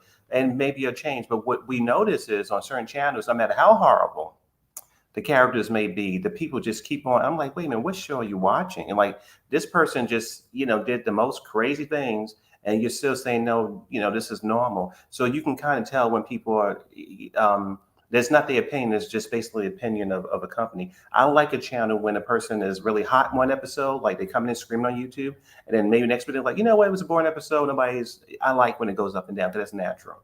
So I do like that part. Right? Because that's how real life is. Sometimes it's up, sometimes it's down. And real life is too, is like people evolve, people will change, we evolve, our experiences change. So yeah, our opinions are going to change sometimes. It's just what is normally happens in real life. So if that doesn't happen, then it's probably not an authentic situation. Yeah. And like, and the people who are in spaces of like talking about like pop culture is the one who actually make the biggest impact culturally are the ones who have an opinion. Like think about like Wendy Williams or Howard Stern. Sure, they can be divisive, but they came in with a particular point of view on something or someone. And that's why they became legendary and iconic. Love them or hate them, you have to respect them because they do have a very particular point of view when it comes to things. And that's kind of what I like to do. I like to like think about, well, what is like my point of view on this situation? Like, what do I think is really going on? Like, what's the real question I want to ask? Which kind of got me in a bit of a pickle the other day because I was interviewing this woman for my podcast and she was just a little bit too comfortable where I think she forgot she was being interviewed and was like, oh my God, are you going to edit this? And blah, blah, blah, blah, and all this stuff. And I asked her questions. She got super defensive. And you're like, chill. Just like, oh my God, like this is an interview. Like, I don't want to have to edit this. Like, why are you saying all this stuff? And I get it. She just felt like really, really, I don't know why I just got on this tangent. And then she was just like really comfortable and like, just like felt very disarmed. But, oh, that's why. Yeah, because I pushed her on certain things. Like she was talking about her abusive, narcissistic ex-husband. And I had asked her, I was like, well, are you still married to him? And she was like, oh, yeah, we're still married and everything was fine and blah, blah, blah, blah. But then about 15 minutes into the continued into the interview, she's like, oh, no, we're divorced now and all this stuff. And I was like, I literally asked you if you were still married to him. And she was like, I thought you meant like at the time of the point I was telling the story. And I was like, oh my God, like, because I could tell she was still in it with him, if that makes sense. Yeah. All of these like excuses for him. And I even said that to her. I was just like, do you know you make a lot of excuses for him? Like she was like literally dying. Like she literally had like a flesh eating disease. Like this is the truth. And he was like, oh, I have to go to work. I have to do the moving stuff. Like, see ya. And left her to like be in the hospital and her parents had to come and take care of her. And that's when I was like, are you still married to this man? Like, what the hell?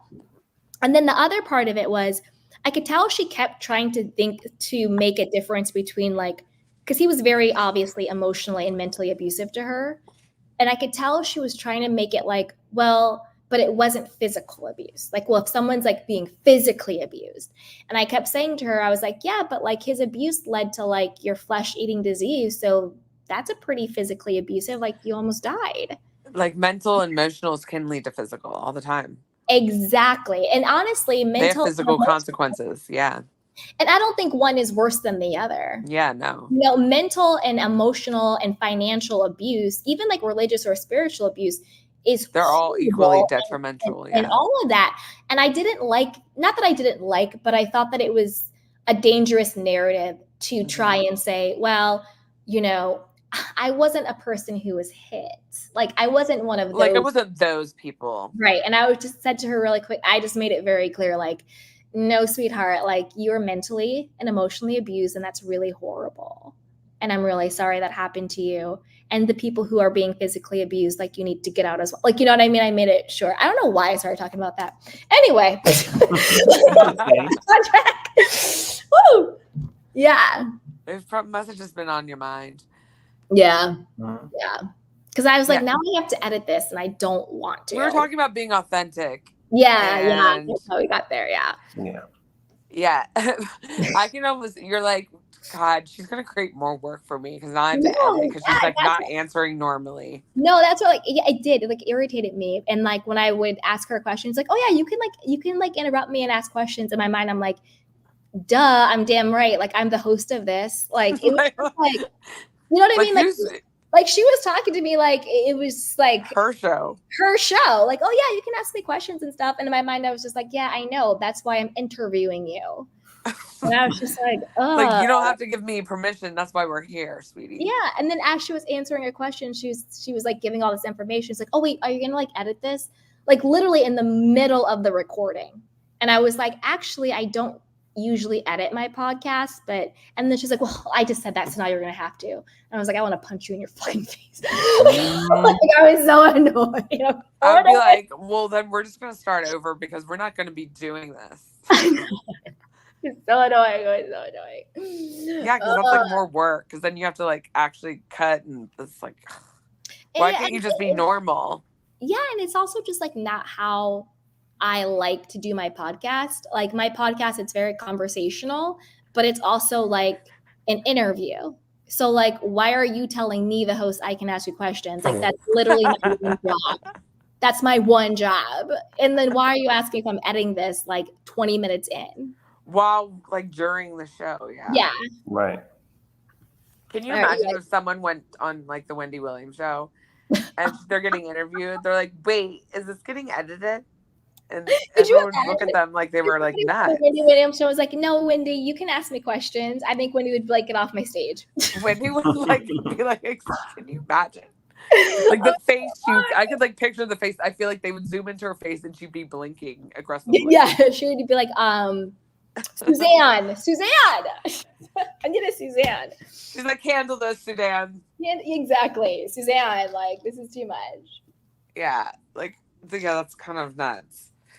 Yeah, I miss Wendy Williams. I wish, I mean, with everything that happened, when I forgot about her until you just brought her up. I'm thinking with Slap last year with Will, with everything that happened with Tasha, with everything that's happened with P. Diddy, and just all this stuff. This is like her. I mean, she's brilliant at it. So, I mean, it's just so sad that she can't really do what she does best. I don't know why she don't go to the radio, but yeah, I miss Wendy. But I'm like hypnotized by this picture that you have here. I'm reading it right here. Hypnotized. Yeah, so this slide particularly is where Candy graciously outlined all the clues and how Teddy and Kyle fit into them, especially Teddy. Mm-hmm. And so one of the clues that I'm just like casual. I love how I'm just casually recapping. Like, recap, Natasha, girl. You go, girl. Well, like you have basically this whole show is based on the rumor of this reality star that was on a show called like FBoy or something, and he was on an interview, kind of like recapping some crazy things that's happened in his time in like Hollywood or whatever. And the main story that he claimed to be the wildest had to do with having a threesome with two Beverly Hills housewives. And they said that at one point the husband came home and the wife had him pretend to be a realtor. So that was one clue, that they were selling their house. Mm-hmm. And then that she was married. And then afterwards he said, and then I was jumping on a trampoline with her kid, and it was so weird. So we're like, okay, she has a small kid, she has a trampoline, like this is how the clues were gathering.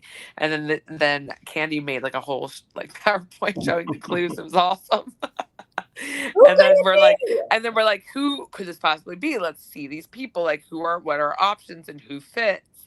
See, in my mind, I don't know about you, Mel, when you hear the story, I first, because I didn't do any digging, this is just like flash pan reaction, I thought Dorit, because because I just thought like current, and she's the one with little kids. Mm-hmm. I'm like, does she have a trampoline? I don't know. And I know that her and PK are kind of like not doing well. But then we kind of realized like, hey, this was probably a couple of years ago. Like probably like right before the panorama, you know what I mean? Yep. And we're like, who was on the show then? And we're like, okay, so this brings up some other suspects. And then we're like, who was actually living? Oh, because he mentioned specifically that it was in Beverly Hills. And we all know not all of them live in Beverly Hills. Okay, yes. Okay, so my brain went right to Denise and yeah. Oh wait. I mean, Okay. that's what I went to, but I think the evidence, I think that what you're saying about Teddy makes sense. But when you were saying it about, I don't know, I guess when it comes to threesome and being wow, because it was, what was it? Was it Kim? No, it wasn't Kim. It was Brandy saying, something about Denise Richards, and that was, I don't know if they were together or that it was with the husband. I don't know, but I thought that it could have been them. Just when I heard just now tonight, because I never heard this story until I'm reading now with you all. But yeah, it could be Cal and because he said that both women were on the show at the time. Well, that's what he kind of insinuated. Oh, okay. Well, he specifically said one was married, and that's the main one that he dealt with the husband. Oh, and the husband later called him over and pretended to have like a deal for him, and then he basically threatened him and brought like a guy and be like, if you ever come near my family again. So the guy wasn't like really bragging. He was kind of like just talking about something that wild that happened. And then Candy did some her digging, and she found a clip of a podcast he was on 9 months prior saying the exact same thing. So his story's been pretty consistent. Wow. The only like kind of smidge of it is when the original one that we saw, which was 9 months later after this one, he said, I've never told anyone the story. Well, you did 9 months ago, but it's the same story, so we'll forgive you. Exactly. And it kind of corroborates what he said. Yeah. So the reason why I don't think it's Brandy is because Brandy's not married, so she doesn't have a husband. And I don't know and her kids aren't that young. Her kids aren't that young. And Brandy could have been the friend of, but I don't know who she would have been the friend of, who is married with young kids who have a trampoline. And in Beverly Hills, because Denise Richards, yes, she has her two younger daughters and she's married, but she lives in Malibu with no trampoline. So that's why I don't think it's Denise. And who would Denise have the threesome with as the friend? I don't think any of those women. And I don't believe that Denise and Brandy hook up. I think that was Brandy trying to get back on the show. And she was going to say and do anything that Lisa, Rinna, and Kyle wanted her to do to get on the show. That's so funny you said that. I think that, okay, you're right. I think you're right. I think that because with Brandy, I found when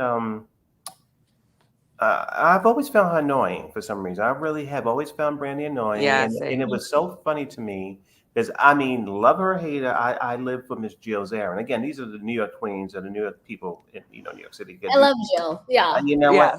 And so when they did the and I can't stand Dorinda at all. I just can't because she overtalks everybody. Can't stand her. But yes. And so the only thing I like about Dorinda is that when someone's like, how you doing? She's like, not well, beep.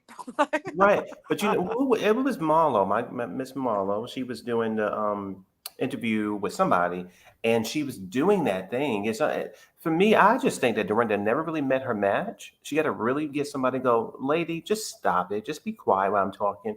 You don't have to sort of wait like a shark and then, interrupt and then take over everything or whatever. But I think that, I think that you're right. Brandy lies about everything. And it always made me laugh that I was like, in all of Beverly Hills, why is everybody telling this one woman all their deep, dark secrets? So every time she turned around, she's like, oh, well, I know that you smoke weed, Kyle, and I know that you have these affairs, Denise. And I'm like, no way in the world everybody's giving her all this tea. The town crier. Yeah. Like, why would they tell?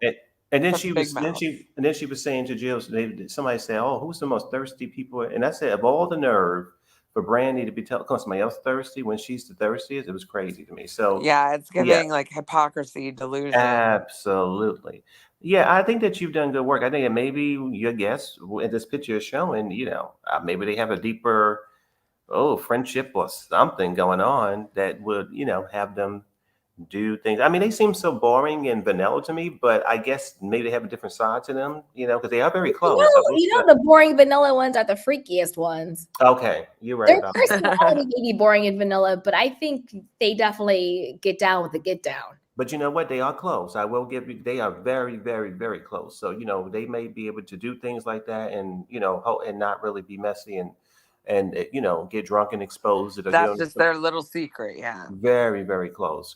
Some friendships you do, well, not sexual like that, but some people you have friendships where, you can be very close and nothing ever comes out from your friendship. And I think they have those kind of friendships. So anything's possible. They can do whatever, and it probably will never come out because I don't. Yeah, see it's them. in the vault. The vault. That's right. So I think that I think that could be them because they're very close, very, very close. And I think they have a genuine friendship, even though they're annoying. And Teddy is definitely like Kyle's mouthpiece. I do think they have a genuine friendship, or I think the other ladies just have alliances. Like I don't think Dorit and Erica are friends. I think they have an understanding, watch each other's back. Dorit and Kyle, I don't think that was ever a real friendship. I think Dorit just wanted to make sure she could stay on the show and she needed an ally. So it's like, do they know dirt on each other? Yes. But are they doing this type of dirt together? I'm not sure. See, even this picture of Teddy's face is annoying to me. It's giving thirsty. She's like, lights, camera, action. Yeah. Like, you know what I mean? Wait a minute, I'm trying to remember. Was it a story when she said she had left her father's house? I'm trying to think. I always thought, I said, damn, I wonder if, the nicest woman in Hollywood's Meg Ryan. I wonder if she even annoyed Miss Meg Ryan. Was like, come on now, I need Teddy out this house. She is so annoying. I need her gone. She's like, you need to get her out of here. Yes. Teddy's house in Beverly Hills in 2020 had a trampoline. And they had this whole picture with her children in the house with the trampoline on it. Like with the husband. It's like all the clues are in one picture. All the clues is on Bravo.com. All the clues are on Bravo.com. And she said to tell the guy, just pretend like you're a real estate agent looking at the house. This was during the time when Teddy and Edwin were selling their house. Yeah, all signs.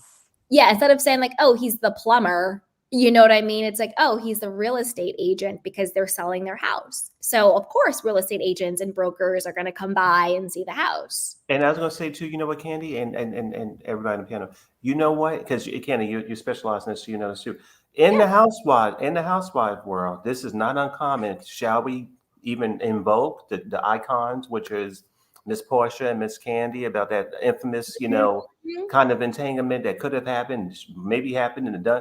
We don't know. We still don't know exactly what happened. But I was always surprised for me that these characters, they would be on the cast together and they would get so intimately close, and maybe get curious about each other that way. Because we did see it in Atlanta. It was kind of a little bit funny with Miss Sonia too in New York with Luann and also with Bethany. They had a closeness there too.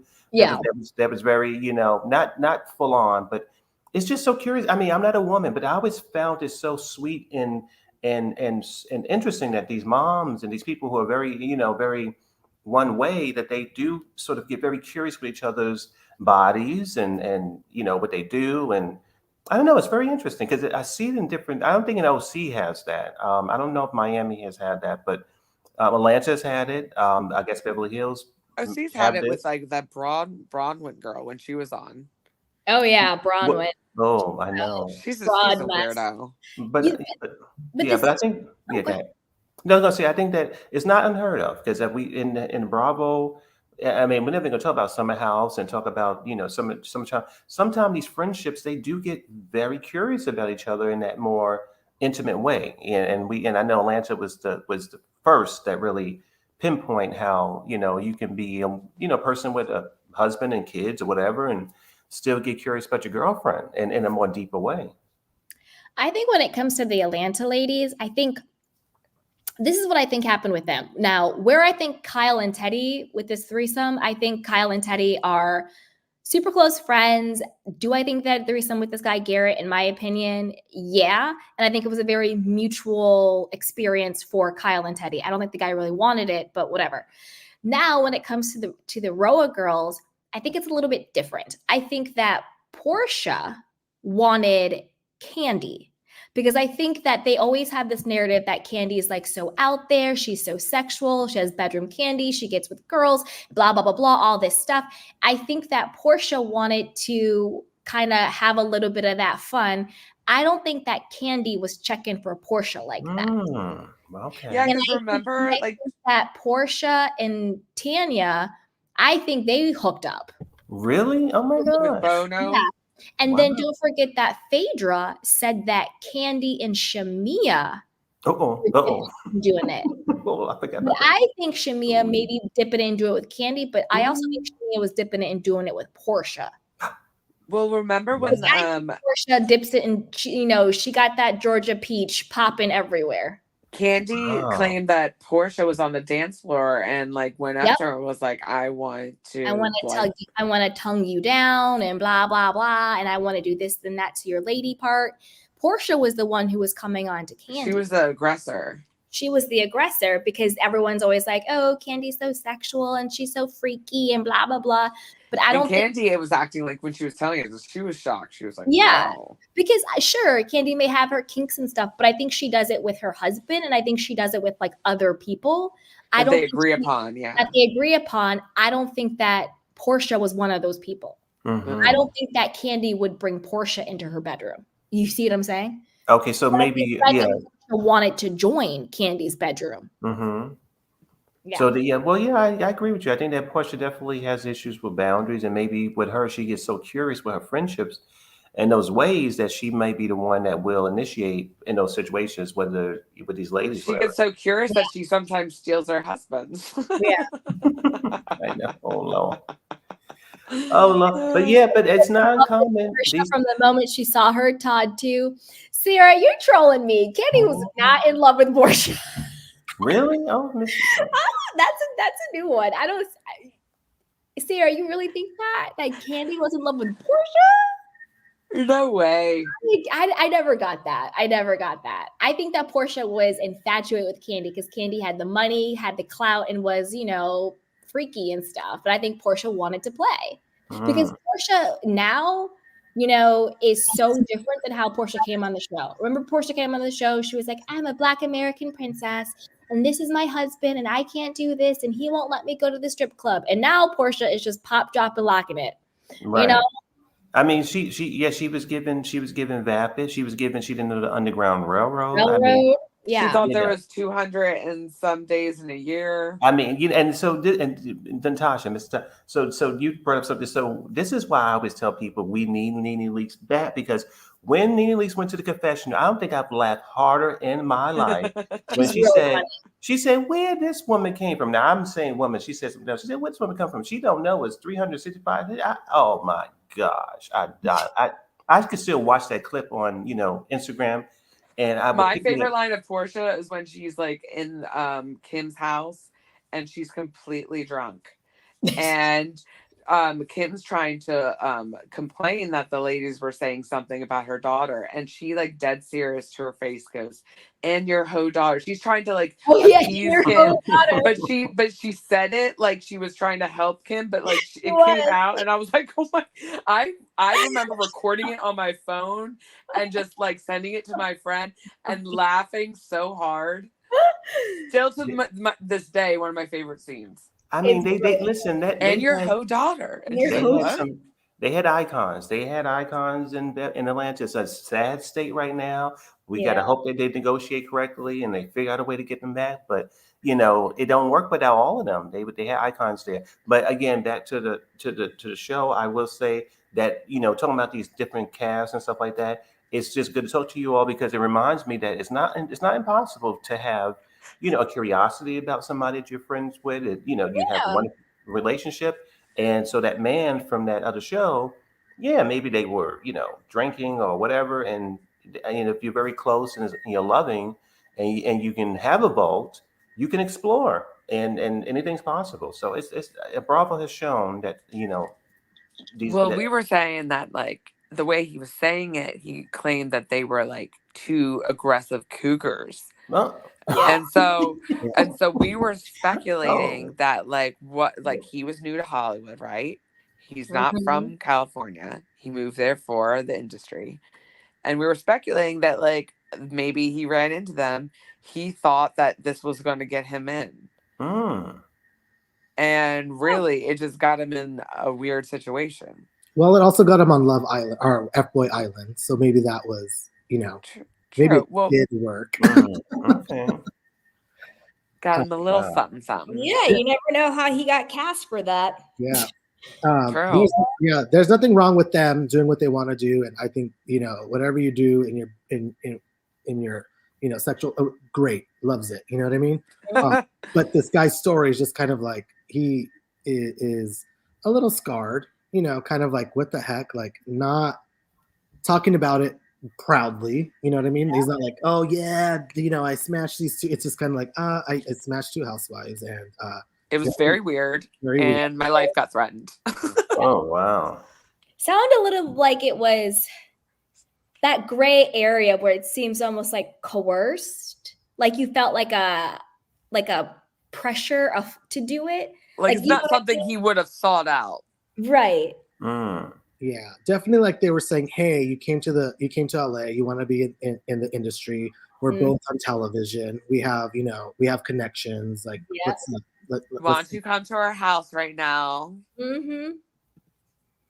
Yeah, and then think about Maybe it. Maybe we could have a little fun and then help you out. And then a year later, he lands a reality show on HBO. He lands FBoy Island. So you never know. You never know. A little casting couch, a little. Because Kyle's all wants to be Mrs. Producer. What was he doing there? Right? That's right. Like, why was he at Teddy's house? How did he meet them? Why was he at Teddy's house? That's why I said he was saying he was doing real estate, and I think that he may have, been an intern at the agency or something, or that's what you were speculating. Yeah, so maybe that's like. Or Teddy has her all in stuff. Maybe he was like a fit model or something. Because this guy is definitely a model / actor / reality person. Like there's no way. Reality person. You know what I mean? He's a actor. He's definitely a model / actor / yeah. And then just because Teddy has her all in, maybe he was like a fit model and something like that, because like he wasn't doing real estate at her house because that was the cover story. And then he was like, oh, I can pull this off because like he was like, oh, I actually have been doing some real estate. Yeah, it was a side job. Didn't know that he was in real estate. Oh, got it. Okay, so they didn't know he was in real estate. Yeah, so like he like just like he said that. So like basically he was like, it would be like the same I can pull this off because I actually kind of know a little bit about this. Okay, perfect. If she was like, say you're the pool boy, and he was like, oh, I can pull this off because I know how to swim. You know what I mean? It was like that. Got it. Do you think he joined Teddy's retreat and had like carrot and A? You never know. Oh. One bone broth a day. Mm-hmm. Air, a gulp of air. Right. And some ice cubes for dessert. Ice cubes. Are you hungry? Just have some almonds. Ice cubes reminds me of Full House when DJ Tanner had like ice cube popsicles, and they were like, "You need." Sorry, what? I just had a flashback. Full House flashback. What? I just showed my age. Sorry. I was a Full House girl. You don't remember DJ Tanner going on a diet and eating ice cube popsicles? No. Okay, well, she did. Shout out to DJ Tanner. It's all good. Stephanie was my girl, though. She was more like closer to my age. Anyway. Yeah. But yeah, like he's definitely he's like a Sandoval, like all those guys that were on Vanderpumps. They're the slashes of exactly of Hollywood. And those two ladies they crossed paths. They probably flexed on him a little bit. It was like, oh, we have this, we have that. We're on this show. And he was like, oh, maybe we can arrange something. And he went along with it against probably what he probably would have wished, and got himself in a really weird situation. So now he's talking about it in that way. So it's like, yeah, I definitely think it's the truth, because it's not in a braggadocious way. Yeah. I think it's the truth too, because he's also expressing like his own, not necessarily remorse, but almost like how much he was weirded out. He was like, and then I like shook the husband's hand, and then I was like on the trampoline with her kid, like things that are actually like very morally corrupt. Mhm. Yeah. You just had sex with this woman in her home, in her marital bed, and now you are shaking hands with her husband. Now you are hanging out with this man's children. Like, that's really effed up. Yeah. And I think Yeah. he's also grappling with like how effed up it is to do that. Like, imagine, you know what I mean? Totally. Like, it's really sick. And that's why Edwin allegedly was like, listen, you come around my wife, my family, my kids, I'm going to have this guy come after you. And You're I'm going to disappear. not mad at that, because No, there's none disappear. there's a difference between like, okay, me and my wife are having issues and she's out there dipping it and doing it with a little boy toy, whatever. But you're going to stay away from my kids. Don't come into my home. Totally. Yeah. Don't hang out with my children. Absolutely not. And But then also- don't look me in my face and shake my hand. Yeah. But also, I think if this this guy that we see on the screen, I Mhm. don't even know his name, and I'm sorry, Garrett. If Garrett would have known how, is it Edwin? Is that his name? Edwin, yeah. If Garrett would have known how Edwin's security works, he would know that that person next to him was not going to do anything. It would. He was going to be A-okay no matter what he did. You know what I mean? Wait, Candy, should you play that vid one more time for Mel? Oh, do you guys want to see it? Yeah, why don't you just show like the main one, not like the 9 months ago. Okay. Mel, All right. do you want to see it? Okay. It's like only like it's like 30 seconds. Yeah. Okay. I'll play it. One sec, you guys.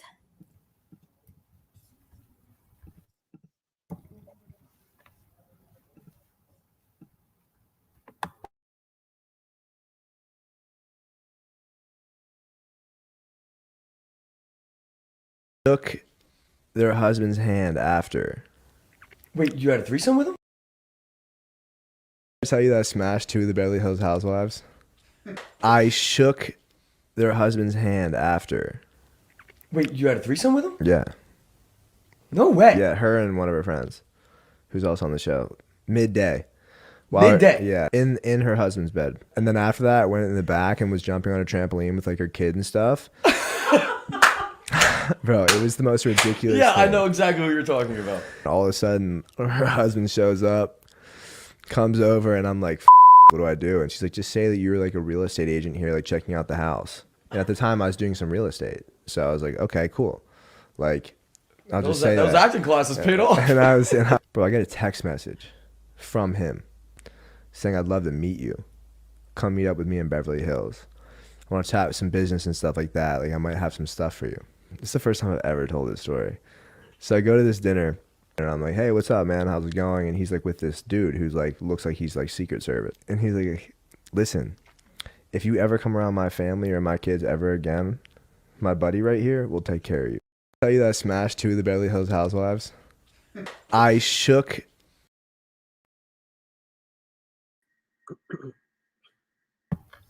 Yeah.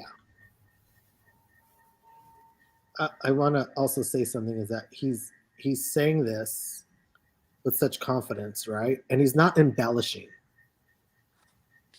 You know, I mean, he doesn't look sad about it. I mean, he didn't look sad there. He looked, you know, it looked, you know, like he was telling a juicy story.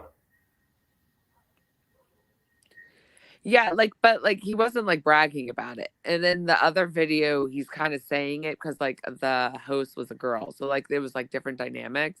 So like he was a little more like subdued, but like with like it was kind of like with the guy, he was a little more like amped up, but like it wasn't like exactly like they were saying like locker room talk or something. It was not like, yeah, totally. He was like, okay, so this is a wild story. But he wasn't like necessarily painting himself as a victim, but I don't really think that guys really do. But like in the article is when he claimed the part about how they were like 2 like aggressive cougars coming for him. Yeah, he said that they were like 2 cougars preying on a young boy. And I think anytime you refer to yourself as prey, you feel as though you were the victim of something. Totally. Predators eat prey, right? Or used and abused, yeah. Yeah, and even though I think he's having a little bit more bravado with this guy, even in that clip, underneath it, he's like, let me tell you this crazy story. Like, we're at the house and like, this is what happened. And he's not embellishing it. And he wasn't like, yo, this was like the best sex of my life. And like, yo, I got with you, blah, blah, blah, blah, blah, blah, blah. And sure, he said smash, but like, that's how we talk. You know, it's like, oh, we smashed the homie. Like, this is how we talk. Yeah. So I think, I also think it's a lot easier to be vulnerable via, like, written other than being in the video, right? Yep. You kind of want to save face for the video and be like, this is what happened, right? But I think if a journalist or something sent you a list of questions and you typed them out, like, hey, this is what happened, or you're on the phone with them, and it feels like a conversation, like privately, you're able to kind of really express how you really feel, Yeah. Yeah. And I think also I don't think he's lying, because usually when people lie, they embellish, right? Yeah, He would be you like, can tell "Oh, he's not throwing extra bells and whistles. Totally. He'll be like, we went to this restaurant in Beverly Hills and we had this thing and we were drinking and whatever it is. And he was wearing like this coat, like, to try to prove to people that, quote unquote, prove that he was there. And like, he has all this, like, details. He's very much matter of fact. Yeah. Yeah. When also, it's matter of fact, it's usually the truth, in my opinion. Yeah. And also I do think it was almost like a Me Too dynamic where it's like, I think he thought he was going to get some type of job or come up out of it, because then he says when the husband texted him, he's like, oh, I might have some business for you. So you already know that he was there with some type of idea of some type of, not necessarily like sex for something transaction that clear cut, but he's there for thinking he's going to get something out of this. Because why would the husband be like, oh, I might have some business for you? You remember $1 Million Listing in New York City? I think Ryan, the first season, Ryan and what's his name, Frederick and all of them. Well, Ryan, I think it was on Watch What Happened Live or somewhere where he said when he was a young agent, Ryan is a model, he was on soap operas and all that kind of stuff, that he was propositioned by these very wealthy women who he felt he had to go to bed with, and that he did it to sort of, go make his career go further. I forget where it was, and I'm going to say allegedly, but I remember he went into detail about being a young agent, being a model, and how he had to sort of maneuver through that. And I think that people like this guy here, Ryan, black, white, whatever you are, if you're out there doing something, you're not a person who's, trying to use your, your looks or whatever to get ahead. But when you're propositioned, I guess just like a beautiful woman, it could be very, exhausting. It could be confusing, especially if it's not, oh my gosh, I'm trying to think, if it's not like some kind of like Lifetime movie, but it's just very confusing. Like what's going on here? I didn't come here to do this. What's going on? So I think that some guys out there having conversations about that sort of weird little territory where you're attractive and you just don't know how to say no, or you just you not have that you don't know how to say no. Why it's coercion is because you feel like you can't say no. That's why it's coerced, because you feel like you can't. And don't forget Ryan Strahan, the guy you're talking about, or Ryan Serhant. He started out as an actor. His acting coach is actually one of my friend's acting coach. He started out as an actor, and he booked the real estate New York listing pretty much as an actor, because he really wasn't into real estate. Because if you listen to his story, he had to borrow his friend's Range Rover and like try and get this stuff. He was basically playing a part, because a lot of these reality shows like Selling Sunset and $1 Million Listing and all this other stuff, they basically are hiring actors / models. Like look at Vanderpump Rules. All those kids were model actors. So all these shows, the majority of these people are people who really want to be actors, but this is the jobs that they can get. Totally. Also, I believe also if you have $20 in your pocket and you're trying to make it, and there's people that know that you're trying to make it and want to do something, and they say, hey, they proposition you, you can't say no, because you're like, shit, this excuse me, sorry, like dang, this can get me opportunities, so I don't have to live paycheck to paycheck or doing odds and end jobs. Like, you know what I mean? This can actually be my way into what I really want to do, which is acting. You know what I mean? Which is sad. Which is very sad, though. It is. And it happens. And the thing is, it happens a lot, especially over here. because most people that are not from here or whatever that come here, a lot of people come here to be celebrity, actor, singer, model, whatever it is. And there's people that really prey on that.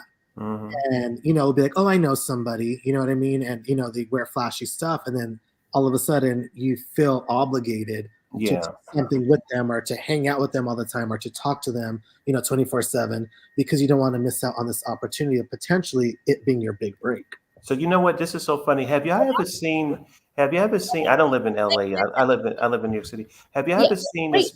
Mel, wait 1 second, because I want to say to piggyback off of what Tian said, 100%, because it cuts both ways. Unfortunately, it cuts one way where it's like, if I do this, then this could be my big come up. This could be my big break. But then on the opposite of that, which is why they feel they have no choice, is if I don't do this, then I'll be blacklisted. Then no one's going to hire me. Then, no one's going to want to work with me. They're going to tell people, I'm going to be difficult and I'm going to be blacklisted and no one's going to want to work with me. So that's why they feel like they don't have a choice.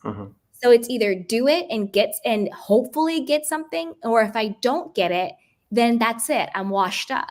So they don't even feel that they can say no and then tomorrow go on another audition or meet another person, because they're so afraid that if they say no to this like powerful person, then that'll be the end of their career. And that's why they feel like they don't have a choice, because it feels like there's a no-win situation for them. But go ahead, Mel. Oh, no, I agree with you. I love what you said. I was just going to say that this conversation is making me think about this, one of my favorite pictures. I love this picture so much. I'm not sure if you ever saw this picture called Mulholland Drive. Ooh, I'm going to look it up right now. Yes. So that movie actually was. God. I love that movie. Good, tight. And so that movie was David Lynch's answer actually to this conversation we're having. He took the woman's, Naomi Watts, beautiful lady. She comes into Hollywood just beaming. And actually what people have discovered after 20 years of people rewatching the film, it was a statement about the casting couch. So everything that was depicted in the film is just sort of like a hallucination. It's not real. So at the beginning of the picture, Naomi Watts is so, jovial and just beautiful and happy. And then when it changes on her, that was after she actually experienced the casting couch, and that's when she's a little more dark and depressed. So that was a picture statement basically about Hollywood and about going to Hollywood being very happy. And then when her personality changes in the picture, she goes to bed was one person, wakes up as another person. That's when she actually experienced the casting couch. I study, I have conversations about films and stuff, and love films. But yeah, Mulholland Drive is one of those movies I've watched 100 times, and I've had conversations with my friends. But that was David Lynch's statement or thesis, basically, about the casting couch in Hollywood. Total, yeah. Oh my gosh, I love that movie so much. Do you like Eraserhead? I love Eraserhead. Have you? I remember I cried like crazy with Irreversible, which is another crazy picture, and also with Inland Empire. So I know that what's his? I know he said he was in. I watched a lot of interviews with Naomi Watts and David Lynch when they were talking about. Well, she was talking about being an actress actually. So this goes into some of the conversations you're having, where she said that it was isolating. She was very optimistic. She went up the Mulholland Drive, and sometimes she wanted to drive off, but then some days she just said, well, the right audition will come along and I'll be able to do it. And of course it did. So I live for David Lynch, I know his stuff very well. But yeah, the Mulholland Drive was a thesis basically about the casting couch, about choices, and also about the effect after you make the choice. That once, if you, of course. Whether you have a choice or not, it's not that thing. But the effect, the aftermath is what I should say, after you've experienced or had this put upon you, is devastation. You do have financial gain, but your personality is never the same. It's a wonderful picture, Yeah, your financial worth increases, but your self-worth decreases. Yes, that's right. Yeah. It's like that saying, or is it a scripture? Like, what is it worth to gain the world but lose your soul? Like it comes with a price. And then you think about why so many actors and musicians and even like athletes end up like losing their mind and doing all these drugs and, going off of the deep end and having all of these mental problems and everything, because that comes with a price. And selling a piece of yourself, of your soul, that costs you something. I was going to say two things too, and I was going to add to it because I love that you're both in California, and again, I can go for hours about all this stuff because it's just what I've always loved. There was a picture last year that actually devastated me, and it was controversial because people either loved it or hated it, and because I love Marilyn Monroe, it was called Blonde, a brilliant picture, and and it also talks about this subject in a very graphic way about all that stuff there. And it was a really brilliant picture. But I think that for me, I have friends here who does TV shows, reality, just different things. And if they happen to be very, good looking, attractive, and some people are blessed that way, men and women, and I'm sure you probably have these friends too. You probably have this. Don't they say what they tell me is that they are always on guard, always protecting themselves, because every single day, maybe 30 of these sort of weird little funky things that they have to basically combat. And it's a miracle if somebody can go through, basically being a freelancer in entertainment or music or whatever, just out there doing it and happen to be very attractive, and that nothing, nothing happens that's going to chip away at you. So I think that, it's really deep. But I think that they call it pretty privilege and some other things going on. But when you have that going on, it's almost like you have an extra, you have a blessing, but you also have an extra burden, because you always feel like you always sort of like an easy target in a way for people to try to control you or to try to get from you with all this kind of stuff. So it's a lot of stuff going on. It's a whole different conversation.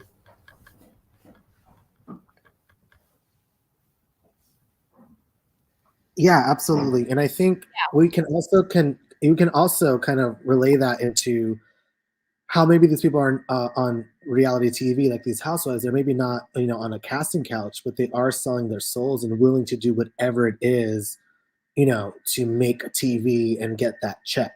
They're willing to throw their friends, family under the bus. They're willing, to create storylines that, potentially fracture their families. They're willing to, tell secrets. I think it's a different kind of, I guess like situation, but the fame, costs something, right? And unfortunately, fame is fickle, so it potentially can and will go away unless like you're an actual legend. Yeah, and even when you're an actual legend, like think about like Michael Jackson, he's a legend, but look how tortured his life was. When you even look at the big legends, they still aren't happy. Not all of them, obviously, but like when you hear all that stuff and think about like the curse of like child actors, like what they put the children through, and then it comes out all of them were targeted and abused and all of that stuff. You know what I mean? My God. So that's what I'm saying, where it's like either the parents and the people, and whether you're an adult or the child, you get this like fame and you get this money and you get this notoriety, but the cost of it, I would rather just always be just like regular smuggler candy, but keep my joy and my happiness and my soul and my sanity, because no money or fame is worth that. Right. Absolutely. Yeah, it was this documentary. I'm not sure if you saw this on YouTube. I'm not sure if it's gone now because it was pretty crazy. It was called The Open Secret. It actually talks about, oh, come on. It talks about the people and well, it's so touchy, whatever, but it talks about Nickelodeon, it talks about Disney, it talks about, I think, Chris Savage. Oh my God. Yep. All those kids, even like the Mickey Mouse Club kids. Yeah. What are the Corys were their name? Right. Like Corey Feldman or something like that. Oh, like Corey Feldman and So what's so funny too, Candy? So if people, the funny thing is, or not funny, but the crazy thing is, in that Open Secret, anybody who actually was young enough to be around it, or whether it be Justin Timberlake or whoever it is, they actually would never talk about it. In interviews, they never really talk about that. But they not that they were a part of it, but it was around everything.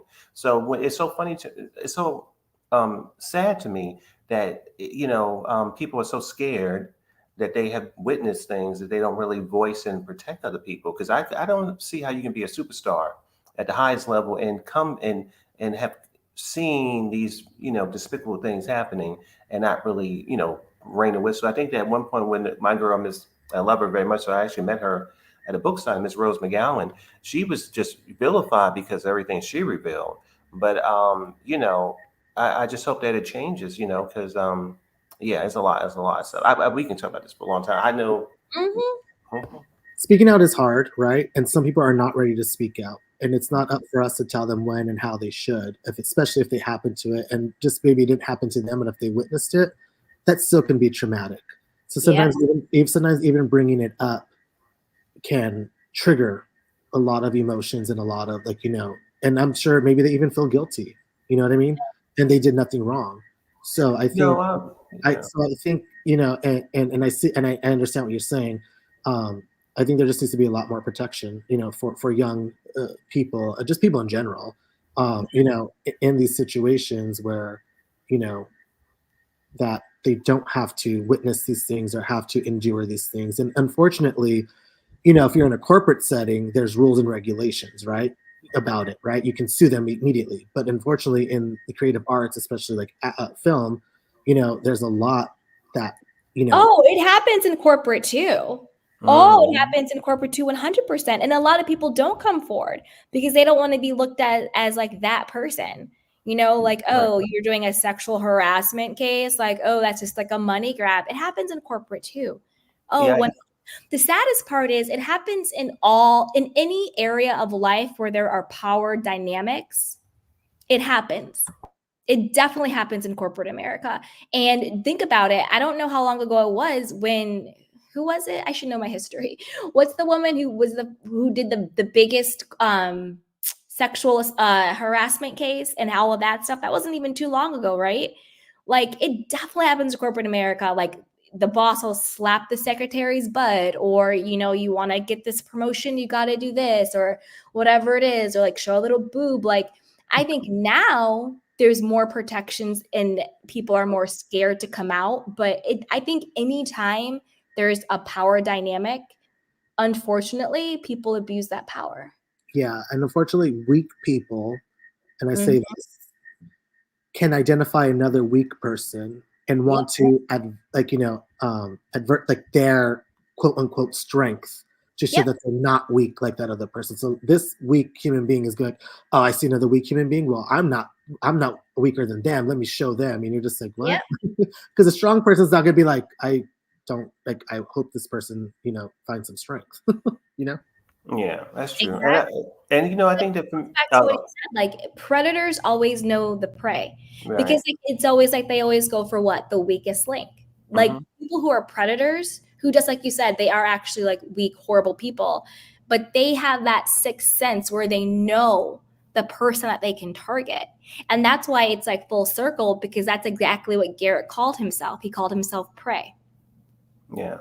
I also think too, I think for me, when it comes up to all this stuff with the power and people being taken advantage of stuff like that, I personally could never walk into a room if I'm, I don't know, somewhere, some fancy place, walk into a room and see something. I'm like, oh my gosh, I literally would be screaming to the highest mountaintops, because for me, I know that the soul loves truth. It's the most healing thing that you can ever do for yourself. And even if you've been traumatized or whatever, if you found ways to sort of get that out, it's the beginning of healing, and it's a really powerful tool. Also, for me, my mind, I always think about other people, because I was thinking, oh my gosh, if I see this, well, who else? This person has to be exposed, because I can't leave some cancer and this kind of cancerous person or individual in the world to feed and do other things, because they would just keep me up at night. So I think that that's my own thing, and I think that for me, when I hear about as Candies do, you can sort of read some of these articles and see, oh my gosh, this person was there. This person was there. Well,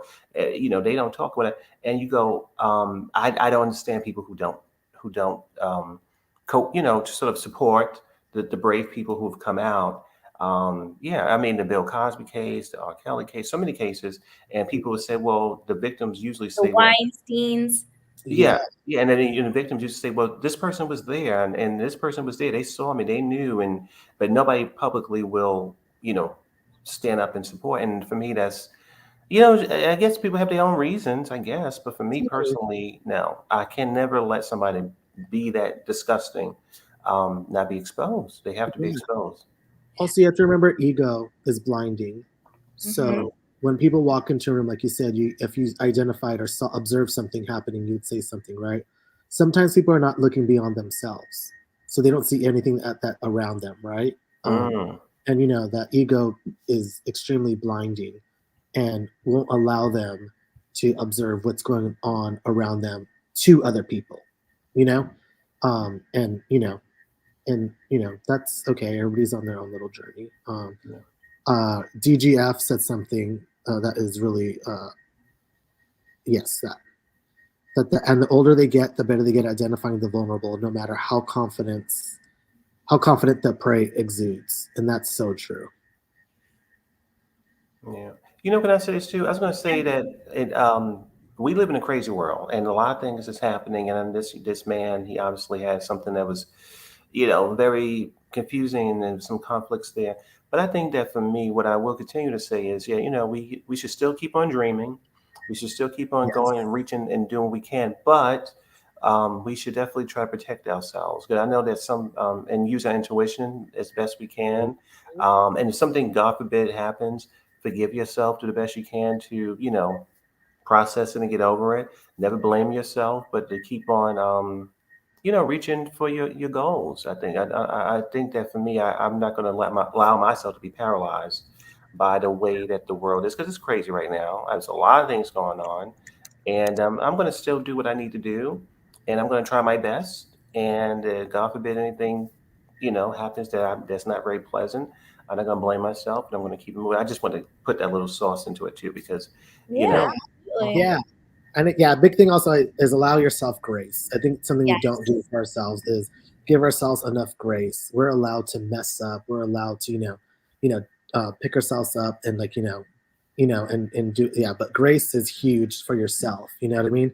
Because it helps you understand and identify with people who also mess up, and you can see, oh my God, I was there too.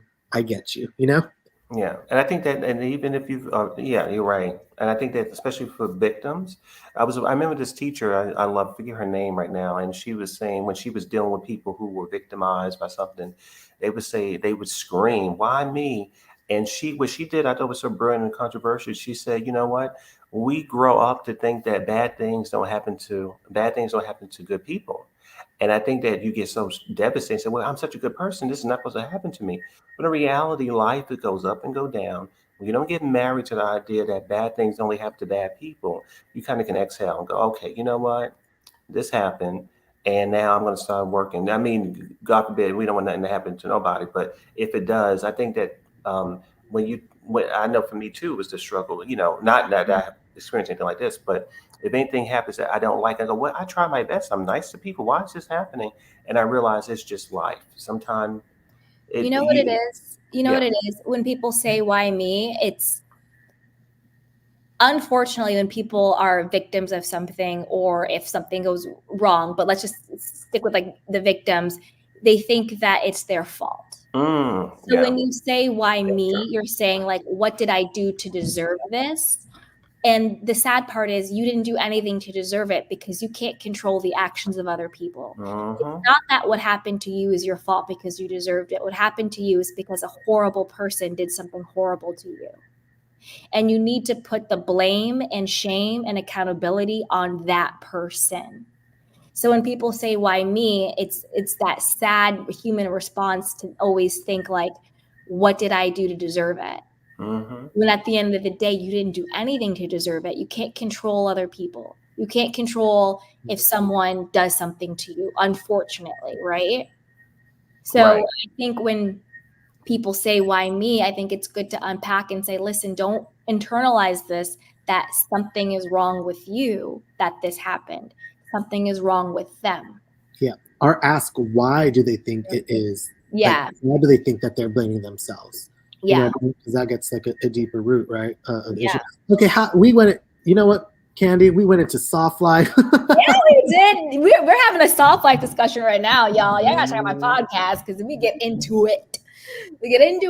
And I was thinking about like a big reason why people don't speak up is because of victim blaming and shaming. Like, well, what were you wearing? Why did you go in the hotel room with him? How much did you drink? Well, you know what they were expecting. Well, what did you think you were going to get out of it? You're nothing but a gold digger. You know, you're nothing but this. Like, oh, you slept with him for that? Like, because you wanted to get you wanted that. You knew what you were doing. You're just mad because you didn't get what you thought you were going to get. Or, you know, whatever it is. Like, well, you knew he was married and blah, blah, blah, blah. Like, all this stuff. Like, Candy, stuff came out with Bill Cosby. How many? And the sickest part is a lot of times it's women doing it to other women. Right. Where women are like, well, you knew he was married. Why did you go in the hotel with him? Right. Are you heard that's the way Like, he is? are you kidding me? Like, Right. I'm confused. I didn't know that going into a room with a man gave him permission to violate me. You can't Sorry, guys, that he was allowed to like drug me and take advantage of me while I'm out because I'm in a room with someone. Right. Sometimes the consequences of telling the truth are harsher than the person who committed whatever it is that was bad to somebody else. Yeah. You know? You get re-traumatized and re-victimized. And then that's why people have that response of, well, what did I do to deserve this? When people say, well, what were you wearing? Why did you go there? How much did you drink? Did you do any drugs? Well, you knew this. What were you getting out of it? When the automatic response is, what did you do to put yourself in this position for this to happen to you? Right. So with this guy here, even of course everything that's happening in the news with P. Diddy and all that is a lot. But I was watching some of that coverage, and I was seeing these older women. Would not, you know what I would say, just people in general. I was watching a content creator. Maybe I'm not going to mention the person's name. They a small channel, whatever. No names of other content creators. I don't want to. Miss Candy, I know. Listen, I get it. So we're not going to go there. But yeah, the person, it is what it is. But they was trying to say, oh, well, you know, I know it's a deep subject and hard, but, you know, just as you said, they was like, well, what was you wearing with it? And I found myself going to the chat of this content creator to talk to the audience there. I said, you know what? You could have been wearing the most sexiest, you know, clothing. You could have been the most ambitious person in the world. But I want to offer to the people who are listening to this conversation, that whatever the person is going through, they don't deserve this. I mean, you can go to a hotel room in a dark room and be in there with, you know, somebody, a producer, whatever, and you still don't deserve. If you're ambitious, if you are trying to get something, you don't deserve to be traumatized. You just don't, you know. So I think that, to me, I always try to offer those in those conversations when people do that, and they go, "Well, I'm trying to protect people, and you know, they should know better." And I think, no, you know, we should use our intuition. We definitely should, or we could if we want to. But you can be ambitious, everybody. Go be ambitious, but that doesn't mean that you deserve a very horrific, you know, result. The thing is, nobody deserves to be violated. Yeah. I could go outside right now completely buck naked. That gives no one permission to touch me or to violate me. I don't care what I'm wearing or what I'm not wearing. Nobody has the right to do that. And again, it's just a way to protect the predator. And Candy, you can audition, and Candy, you can go anywhere you want to and audition and do it, and you should be able to do that and wherever you want to. Now, mind you, and also consent is continual. Come on now. Say I'm consenting and having a sexual act with a guy, but he tries to do something that I don't want to do. In that moment, if I say, no, I don't like that, then he needs to stop and not do that. You know, consent is always continual. It's not just like one time and then you do it. Like, if I do something to him that he doesn't like, and he's like, you know, I don't like that, then I should stop. And beyond that, they should not be. Doesn't mean I consent to everything. That's right. Totally. And beyond that, if they get mad that you say no, that is a manipulation tactic to try to get you to say yes. Right. That's coercion. And that's coercion. Yeah. And I would say that this, as a gay man living in Los Angeles, I've had to kick many people out of my bed because I'm like, no, this is not happening. And you can go be mad somewhere else, by the way. And you can also go find another person of whatever you want to do with. But yeah, like me saying no should be respected. In the same way that if I asked someone something, they said no, I would not push, I would not question, I would say, okay, cool, boundary set. I know where this boundary is. No, not to cross it. Right, Exactly. and I agree with you 100%. And I'm as a gay man here in New York City, but it's a whole thing. Mhm. But for me, I was going to say, you know what I've done too, Candy. Again, I've had this conversation with my family for a long time. My goddesses, my ladies around me, they go. Sometimes some people get confused when the sexual act is going, especially with men and women. And I was listening to my divas around me. And they said, you know what? Sometimes my stomach hurts. Sometimes I've eaten something that have not agreed with me. Sometimes my neck hurts. Sometimes the pull is wrong. And there is a pain that's happening. It has nothing to do with the person I'm being intimate with. But if I tell you I need to adjust or do something and you're going like a robot or something, yeah, that's not going to work for me. So some people get so confused, like, oh, wait a minute, we're having a good time. But wait a minute, people's stomach hurts. Sometimes things hurting or, you know, and people don't take that into consideration. We're just human. We're not just sort of, mattresses, whatever. We actually have feelings. We have to be adjusted. And sometimes it does change in the middle of, an encounter. So I think that people really need to understand that because, by the time, you're really excited and doing something, people think that that's it. And I'm like, no, actually people, they get uncomfortable and you got to figure it out, stop and do something else. Exactly. And we got to teach people that you are allowed to say no Totally. any point in time. Again, I need to get my history right, but like I think it was only like the 1970s, I think, where it became where a man or a woman, this is call a thing, where like a man, it became illegal for him to quote, coerce his wife into sex, where before it was just like wasn't considered, assault. No, I don't care if you have a ring on my finger. If I say no, it's a no. Yeah. And I think it was like the 1970s was when it was passed. Yeah. Like how sick is that? Totally. It's gross. And also it's okay to change your mind in the midst of. Exactly. For any reason. I don't have to tell you why. And my no is a no, period. And thank you so much, Delisa Gayfields, for your sweet donation. I just got it. I really appreciate you. Thank you for supporting the channel. Thank you. Amy just got in here and she says that she doesn't Oh, hey Amy, what up? Oh, she goes, I just got here, but I'm not sure. He's not that cute, and how high would any of them have to be to sleep with him? I don't know. My gut tells me it's probably didn't happen. If true, possibly Dorit and PK. Well, it was 2 housewives. I don't know if that's shade to PK or not. But to be honest, he looks better than PK or Mauricio or Edwin, in my opinion. He's not my particular type, but comparatively, hello. Hey. That is so funny. Oh, Amy. Yep. Yeah, it's crazy, and we need to teach. Like one thing I hope people are doing more of, and I think so. I hope so. But I think like in schools, like I wish we had like an emotional intelligence class where algebra was cool, but like I don't really need it on the day-to-day. But like I wish they taught us like, this is consent. This is not consent. These are boundaries. These are your feelings. This is how you communicate in a healthy way. Like I had to teach myself that stuff as an adult. I had to learn like, this is how you communicate in healthy ways. I used to be a people pleaser. I used to just always say yes, never had any boundaries. Yeah, very codependent, very people pleaser personality. I'm not like that at all anymore.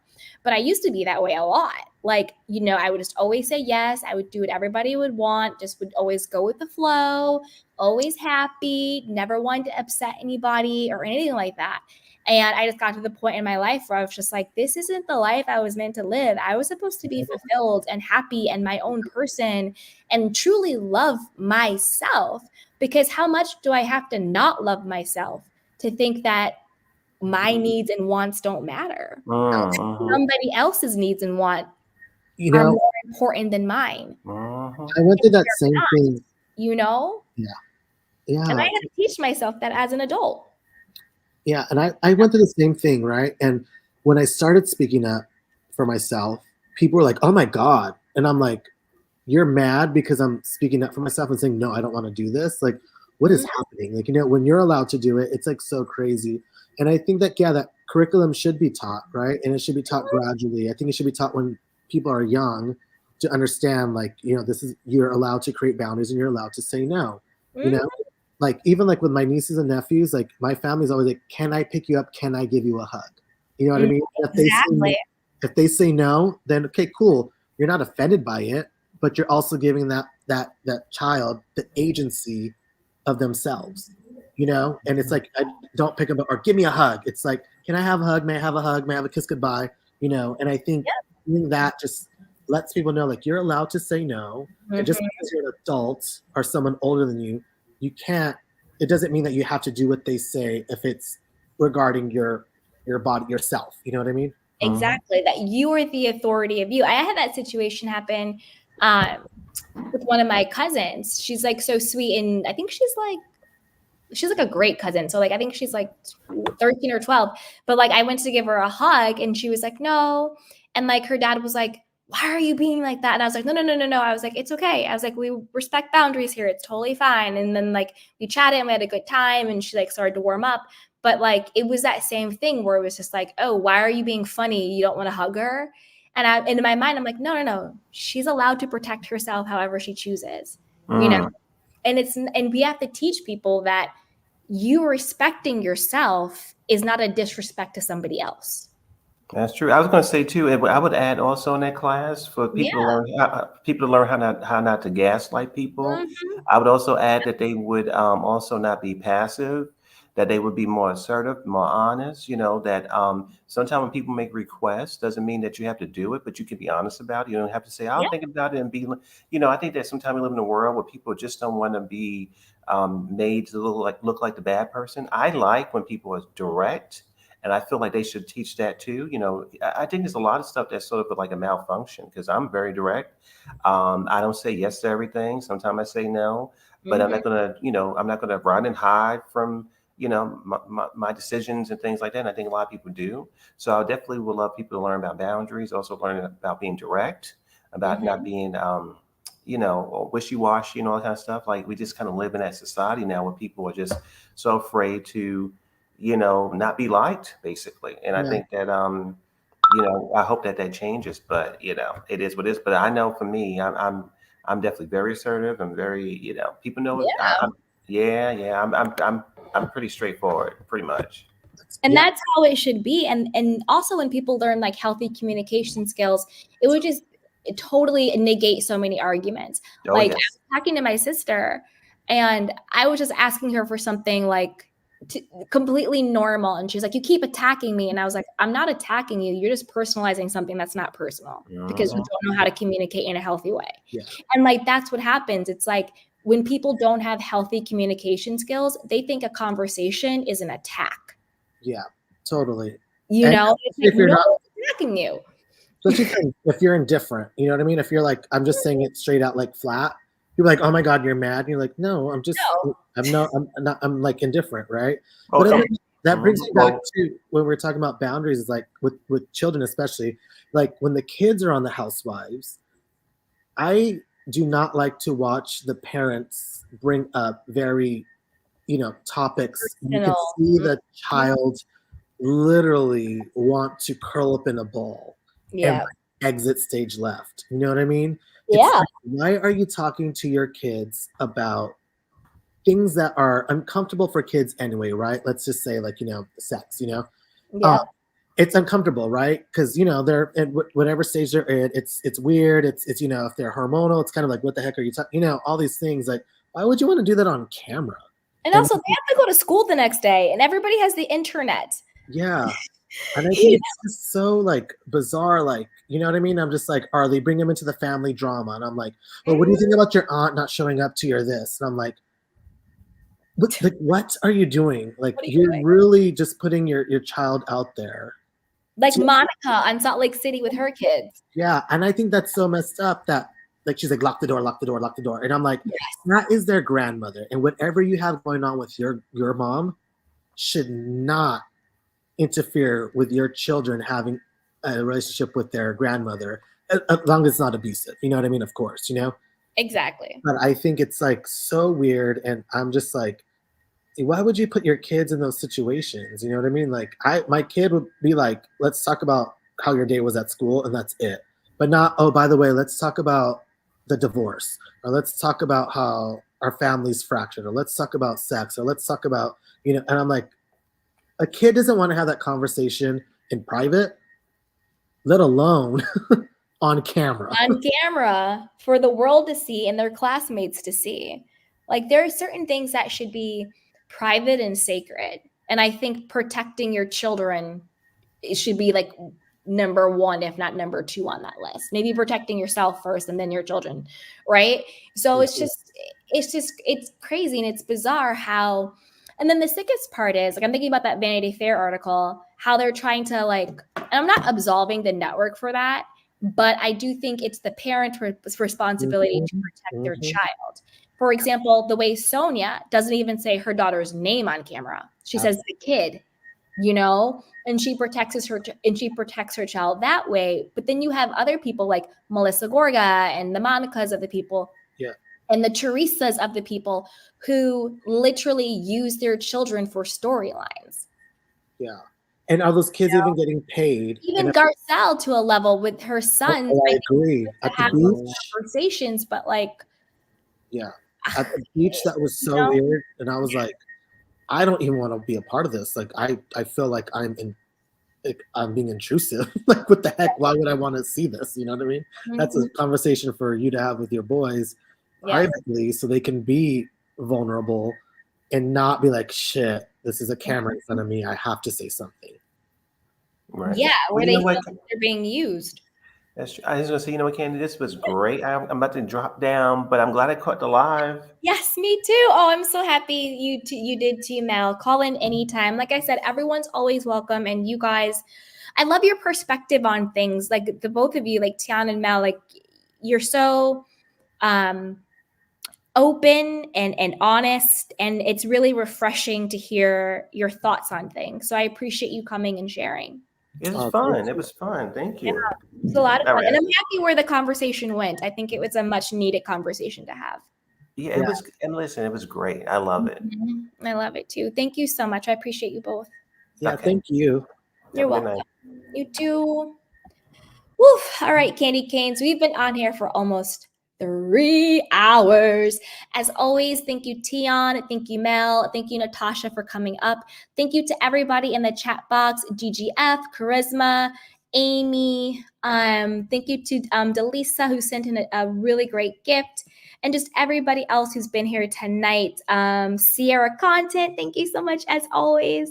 And Queen and Miss T and everybody watching, I appreciate you. We've talked about some heavy stuff. So if any of this was triggering for you, please take care of yourself. Reach out to somebody if you need to talk. Take a bath or journal or pray or meditate or watch some fun TV. Just do whatever you need to do to take care of yourself, because we did talk about a lot of heavy stuff. So just remember, you are never alone. And if something has happened to you, it is not your fault and you did not deserve it. And I love you. So everybody, just please take care of yourself. I'll see you guys tomorrow. We'll be back with some stuff, maybe Miami or something. All right, you guys, I love you so, so much. Take care of yourself and have a great weekend. Barbara, what's up, sweetheart? Hey, Sierra. Hey, Amy. I love you guys. So last time, just if anything that we talked about you felt, just be gentle with yourself, okay? Be gentle with yourself. I love you guys. Bye.